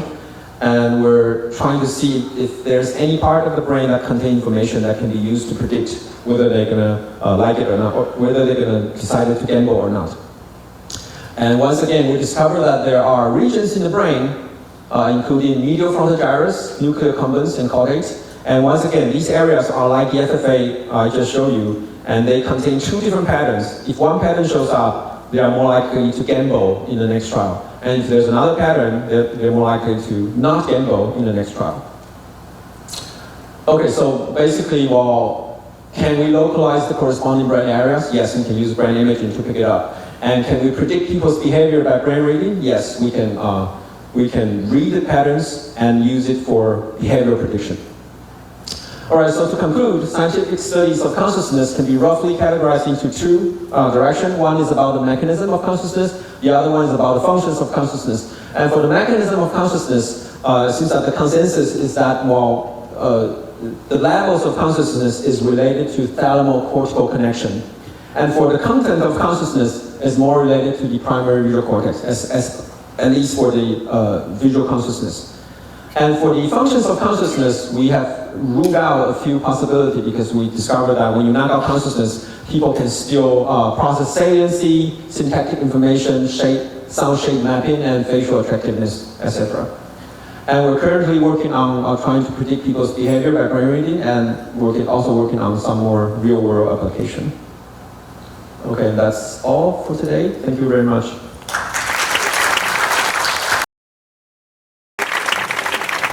Professor Wang Jiazhen,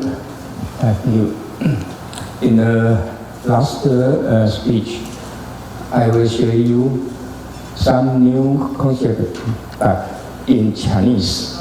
OK？ 因为这里面有很多新观念、新名词，很重要，很重要。我想说用中文啊。这里面有好几个，大家看了量子意识、灵性纬度、健康境界。哎呀，这12个字好像看起来怎么样？好像很深奥，对不对？今天我们都谈到了量子，还有谈到意识、灵性纬度。OK， 好。我们看，首先我们要了解。我们的身体不是光一个有机的这样子有形的身体，不光是啊，我们必须要用量子的角度来看我们的身体。有没有想过我们的身体到底是怎么样的一个结构？给大家看一个图。You are a quantum reality。我们实际上是一个量子身体。其实我觉得中医、东方的传统医学，包括阿育吠陀，包括西藏医学，东方的医学、传统医学几千年来讲的就是量子身体的现象。各位，请问一下，你去把脉就可以知道你身体里面某一个器官的状况，这个不是 information 吗？所以把脉就是信息医学，以我们现代化来讲，就是信息医学。还有古代讲五音对应的五脏，对吧？有没有五行、五音、五脏？我请问这个是什么？音乐疗法。古代就已经有了，为什么古人没有现代科学观念的时候已经了解到这些？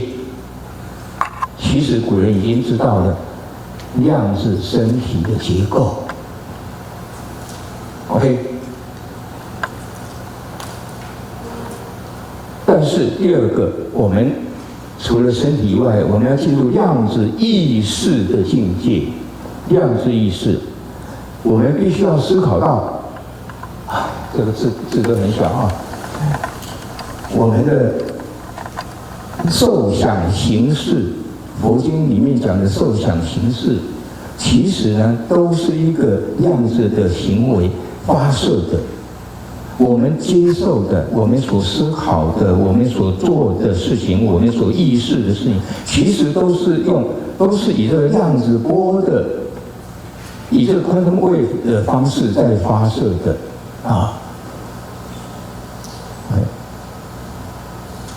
所以这个是一个诺贝尔奖的得主他讲的我们是一个对应于大脑他说意识，其实呢意识它这里上面有我们脑。意识跟大脑是两个不同的东西，意识跟大脑我们现在脑神经科学的研究都认为意识就是脑的一个作用，其实是两回事情然后会觉得很奇怪。今天可能会有很多的新观念让大家再回去思考量子意识啊，我们不光是这个生理、心理的还有什么呢？量子意识跟什么？我记得这个眼镜不太好，能量体我们必须要从这个角度来思考，不光是生理跟心理的，我们的人我们的不光是不能够只用生理跟心理的角度来研究人，我们必须要用一个这么新的这个。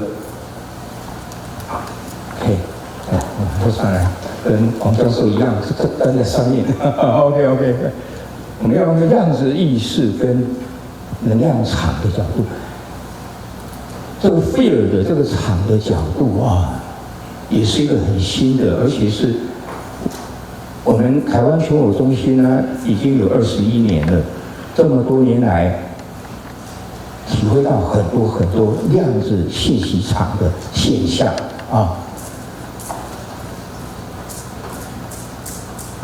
所以量子意识在这边，我提到佛经讲的莫那识跟阿赖耶识，其实这两个识佛经有8识嘛，对不对？前面是眼耳鼻舌身，第6是意识。光意识，现在科学界就没有研究透彻，意识到底是什么，对不对？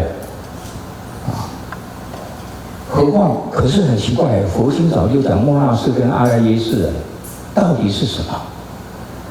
那以我个人的了解我的诠释不一定对这是我个人看法。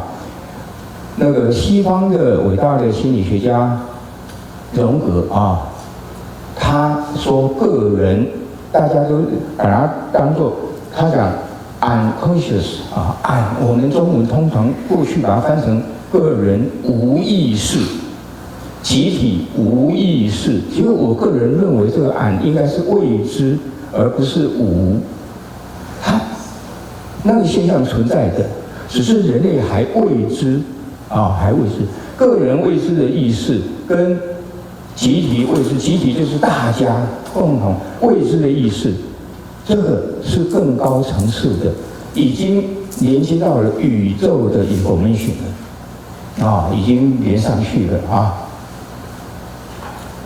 那么，所以呢，我们前面讲量子身体健康、量子意识，接着要量子意识跟健康的结合我们要用这个角度来思考意识跟健康的关系。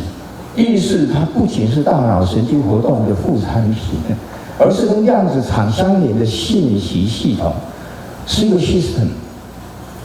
而且这个 system 不是光我们这个讲的健康，这个肉体的健康而已，不是，跟量子信息场有关。量子场在哪里？量子信息场在哪里？不知道，有没有？其实真的有那我们的每个人思想跟情绪能够改变微观粒子的状态，会影响到宏观的能量平衡。如果您一个人每天都很忧郁，早上起床一看出大太阳，他心里就很烦。又出太阳这么热，太烦了。然后醒过来看下雨了，又下雨了，那么麻烦，出门还要打伞。每天是这样子的思维，这个人会健康吗？保证不会健康对不对？所以会影响到思想跟情绪，会影响到宏观的能量的平衡那么健康呢应被视为一种量子共振现象，跟这个细胞、神经网络、宇宙能量场之间的协同运作量子共振现象健康健康不是我们今天去量血压多少很标准血糖多少很标准，检查报告那单子上都没有红字，表示很健康，不一定很多人这样出来有没有健康要看哪里，他心理不健康有很多人心理不健康哎。我曾经遇到一个人来找我们，他有严重的皮肤病，看遍了中西医，拿了药，但皮肤病一定是拿药擦嘛，对不对？20-30年来都没有好。那他的朋友介绍他来台湾选我，一来我事前已经跟他讲说，请他把那个医院的报告也拿过来啊，那个检查的单子。我一看红字的地方，他说这些红字到底怎么样？我一看红字的地方，我说不严重啊。譬如说举例，上限是20，它是21，显示红字嘛，对不对？问题说，你去不同的医院检查看看，有的医院定20，有的定23。那你如果到那家定23的上限23的医院去，你是黑字是正常的。我说不对，你不用看，你所有的红字都没关系，只是超过一点点或者低于一点点而已。后来我仔细看，他肝脏的 GPT 也是黑字哦，没错哦，很标准的黑字，但是太低了。我看虽然是黑字啊，我说不对，你肝脏的肝功能很差，所以会影响到什么？排毒、解毒。我就叫他从这样子这个方向下去，还有办法解决。光擦那些药没有用所以检查报告上面黑字，不一定是完全好的哦，是有问题的哦。那个病人也才2-3月前才来，蛮好玩的。所以就是我们要用共振现象的角度来看。所以我们接着我们来看，刚刚提过传统医学其实是很先进的医学。我这些年来，因为我自己2000年得肿瘤，我才开始进入研究自然医学，然后整合医学、营养医学，然后能量医学，再来就是信息医学、量子医学、灵性医学。所以2000年到现在25年来，我得肿瘤，我只做1次化疗就跑掉了，第2次不去做了。医院安排标准疗程是6次嘛，对不对？我第2次就不去，因为太痛苦了，打那个化疗药小红莓，哎呀，真的是非常痛苦。如果继续打下去，按照医院的标准疗程去做，到最后一定是今天不会站在这里。我今天这么健康的站在这里，而且我今年几岁？我78岁了嘞，看不出来吧？对不对？这么健康的站在这里，一天都也没睡午觉，跟大家一样，在这做了1天，应该很累才对啊。可是安排我最后一场还要站在这里讲，不累，为什么？因为找到健康的方法。我们台湾全国中心的 CEO， 他也在场。20年来，我没有看过他拿健保卡到医院去的，顶多到牙科洗牙，到中医诊所按摩敲敲点点。我20年来有没有？也没有。也没有再到医院。如果大家都像这样子健康的话，那高一就完蛋了，高一就没有人了，对不对？但是我们要的是健康啊，我们不是要医疗啊。那所以我们必须要用这个角度来看人体还有好几层，我想在座应该有些人了解，对不对？人体不光是这个肉体，还有什么以太体，对不对？情绪体，对不对？还有星光体啊，什么一共有6层7层啊，所以我们必须要从这个角度来看人体。所以我说传统东方医学啊，才真正的 whole health。OK。那么提出来这2个观念：量子信息医学跟灵性维度医学。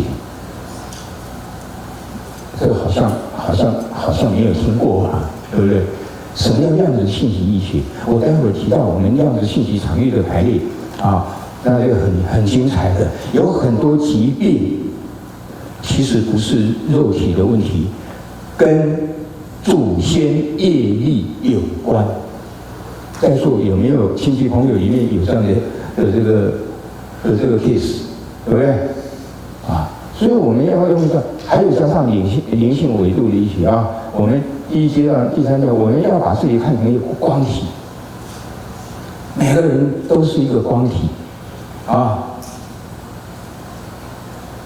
所以我们提出来，这个20年来台湾全口中心我们的心得，首先身心灵的全健康，首先要让肉体健康，没有健康一切免谈，对吧？你多有钱，没有健康，一个成功的企业家，他可能是要去洗肾的人吗？135每个礼拜3天要去洗肾，他如何经营他的企业变得很成功？不可能所以健康排在第1位，要先让身体健康，再来讲生物意识科技、生物意识工程、意识这是第2重要的。再来是我们很重视什么？现在 indigo 小孩有没有我们叫中文是靛蓝色的嘛靛蓝的孩童，我们把它称为天使。我遇到过很多像4、5岁的小孩，不得了，他们的天分不得了。有的人是很好动，都不停。我看到他，从早到晚，难怪他妈妈每次都喊累，因为那小孩子都没有停过。如果带到医院去的话呢，就会被贴上标签过动儿，那就会开什么？开药给他吃，让他不要那么过动。告诉各位，害了他再来，从以东方智慧，我想在座有几位也跟大家看。其实我觉得东方的智慧2大块，道学跟佛学被误解了很多其实这也不是我个人研究的故事，我从来没有读过《道德经》。在2015年3月，突然有一天，《道德经》的句子进到我的脑子里面，跟我们现在市面上看到的句子不太一样，我就觉得很奇怪从来经过1年的传讯，那是老子的恩为传讯给我，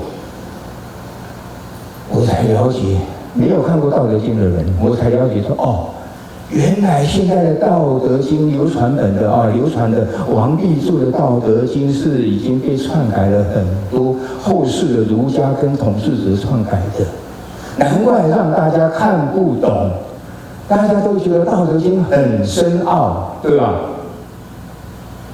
其实不对，我们写文章，大家想想看，我们每个人写文章，你会写得很深奥，让大家看不懂，要另外有人帮你解读来教吗？我们是不是一定要写很浅显，大家看得懂，对不对？老子写文章，他也不会写得很深奥，让大家看不懂2000多年来，大家都看不懂解读的又不一样，对，这很重要，要还原要还原。那么我们回想台湾我们这么多年来做的，其实就是 IDG， 完全符合 IDG。的这个内涵，我把它称为什么？这个 inner， 对不对？每个人的要先从内在发展开始。我把它称为2个字：修行。大家不要想到修行就是宗教的修行 ，no， 你不用去出家，你每天在家里都可以修行 IDG， 你自己好好的去，对不对？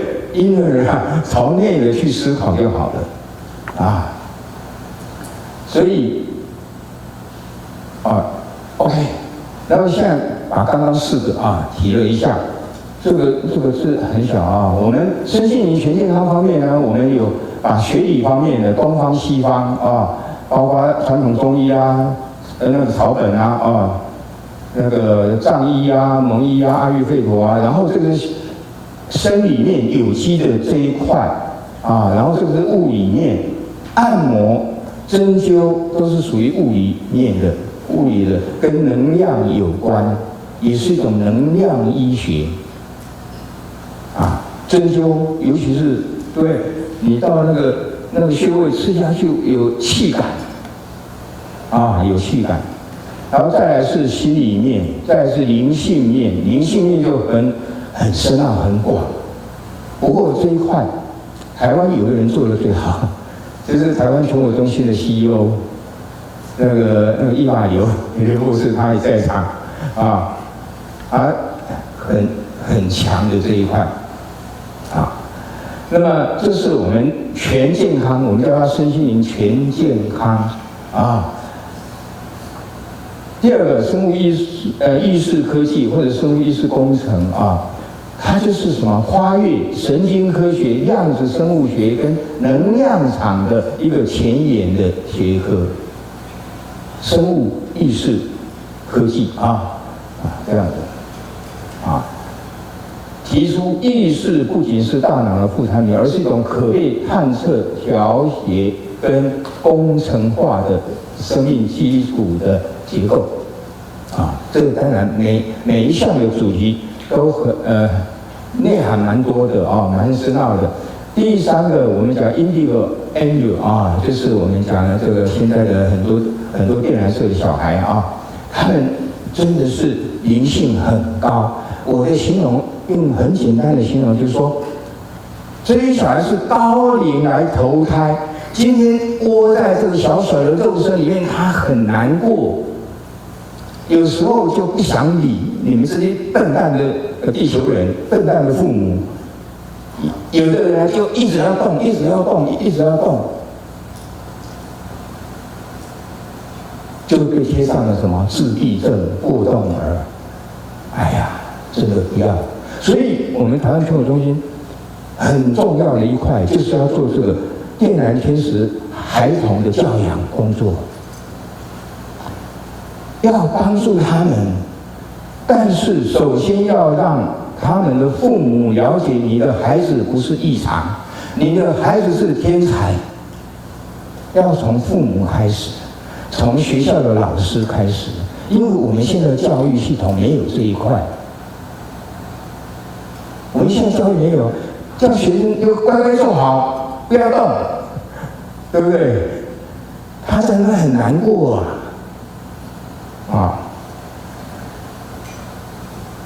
所以我们做的这一块我们这就是 angel 对这个是 BCT， 就是生物意识工程。加上我们跟那个环环相扣 IDG、SDG， 其实我们都已经思考过了，我们思考了很多，而且在经营了很多年那这个东方的我的书里面的叫老子的 N 维传讯，我不晓得他在几维反正在宇宙当中传给我，然后我花了很多时间，花了1年比较各版本，幸好有1973年、1993年新版本。1993年的郭店湖北郭店竹简，那是楚国的竹简，是距离老子就是楚国人，距离老子只有100年，最接近的。现在流传的是王弼注的版本，是距离老子710多年了，700多年后的一定改了很多我算过了，我一句一句比对算过了，老子原文跟现在王弼注的一共相差了1439个字。大家想想看，5200字的文章差了1439字，拜托啊，这个比例很高哎，1/4哎。那你想想，被改了1400多次的文章，你再来读，OK， 所以我们就提出来，其实也是我们熊我在做的科学跟灵性的融合。首先是量子生物学，我们一定要从传统的生物学迈向量子的思维DNA 啊、细胞神经元等等它是以量子效应，大家就最常听的量子纠缠嘛，对不对？其实呢，除了量子纠缠的现象以外，还有其他的现象解释了为何意识能够影响身体的自我修复。大家相不相信？意识能够影响到身体的自我修复？这个去想想看，带回去想想看。如果你突然感到有点受凉的感觉好像有点感冒受凉，赶快喝热水，加盐水加盐以外，我建议各位你就静下来，在你的房间静下来，冥想，开始冥想，驱逐感冒或者驱逐风寒消除风寒，消除感冒，好像念经一样，你就念消除感冒，消除感冒，念到你睡着了也没关系，然后醒过来你会发现感冒现象没了。你可以试试，因为我自己就这样做过很多次再来能量医学，光声音频率磁场等等，早上的这些，对不对？早上的在中间这位小姐她唱诵的有一段是什么？大家晓不晓得？就是药师经对不对？药师经药师佛很重要的其实讲起来也没什么，光就是有频率嘛，声音音乐也是有频率嘛，频率的磁场都有，所以用能量医学的角度来谈，其实讲穿了就是频率，就是频率，频率可以治疗对不对？那当然冥想、呼吸颂钵早上铜锣这些水晶都是可以调的调频的工具都可以调频自己的心事也可以靠自己来调频你自己用意识去调频然后再来灵性疗愈，这个就比较高的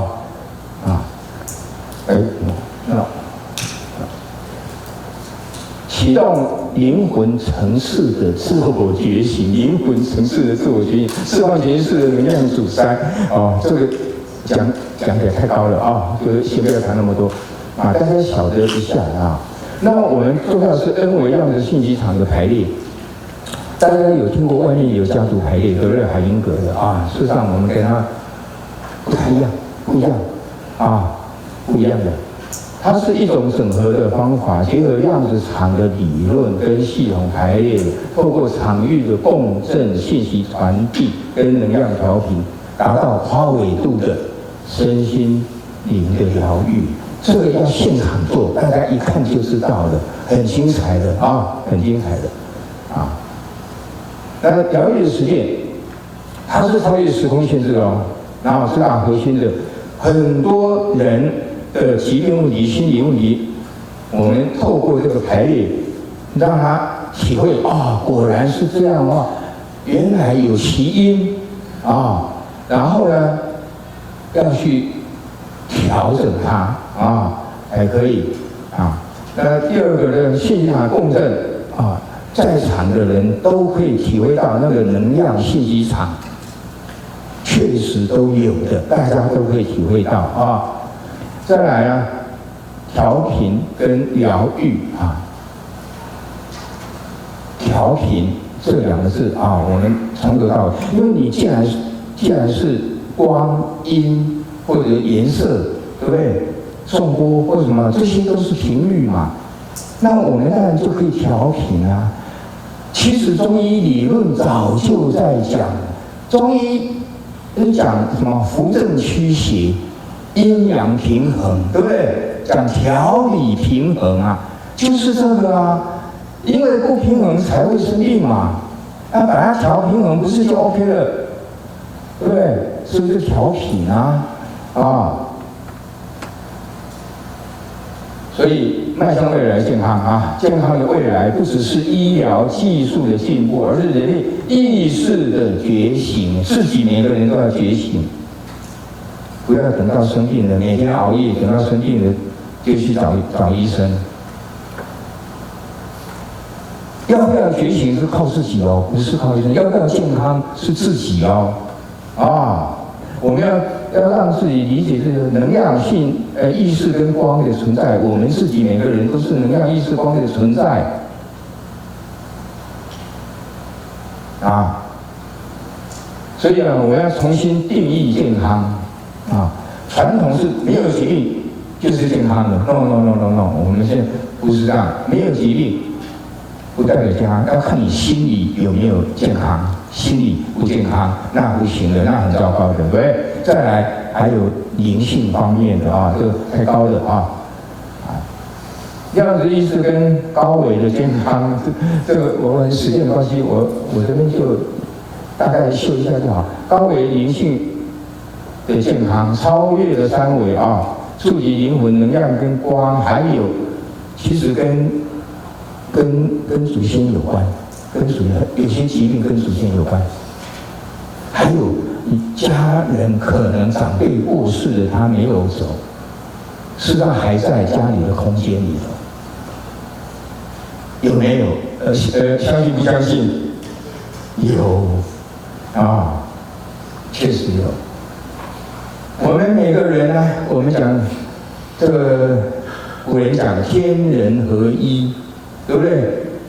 我们就是 harmony between man and nature， harmony 讲到和谐、调频、和谐调到和谐，调到 harmony， 你就 OK 了，不会有疾病了，不会有意识状态嘛，对不对？那么我们就把这几样结合起来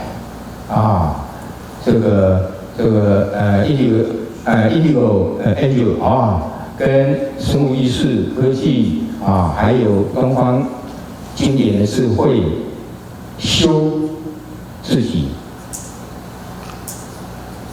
然后才能够，这个就是 IDG 的工作，然后才能够对外做什么？做这个 SDG 的工作。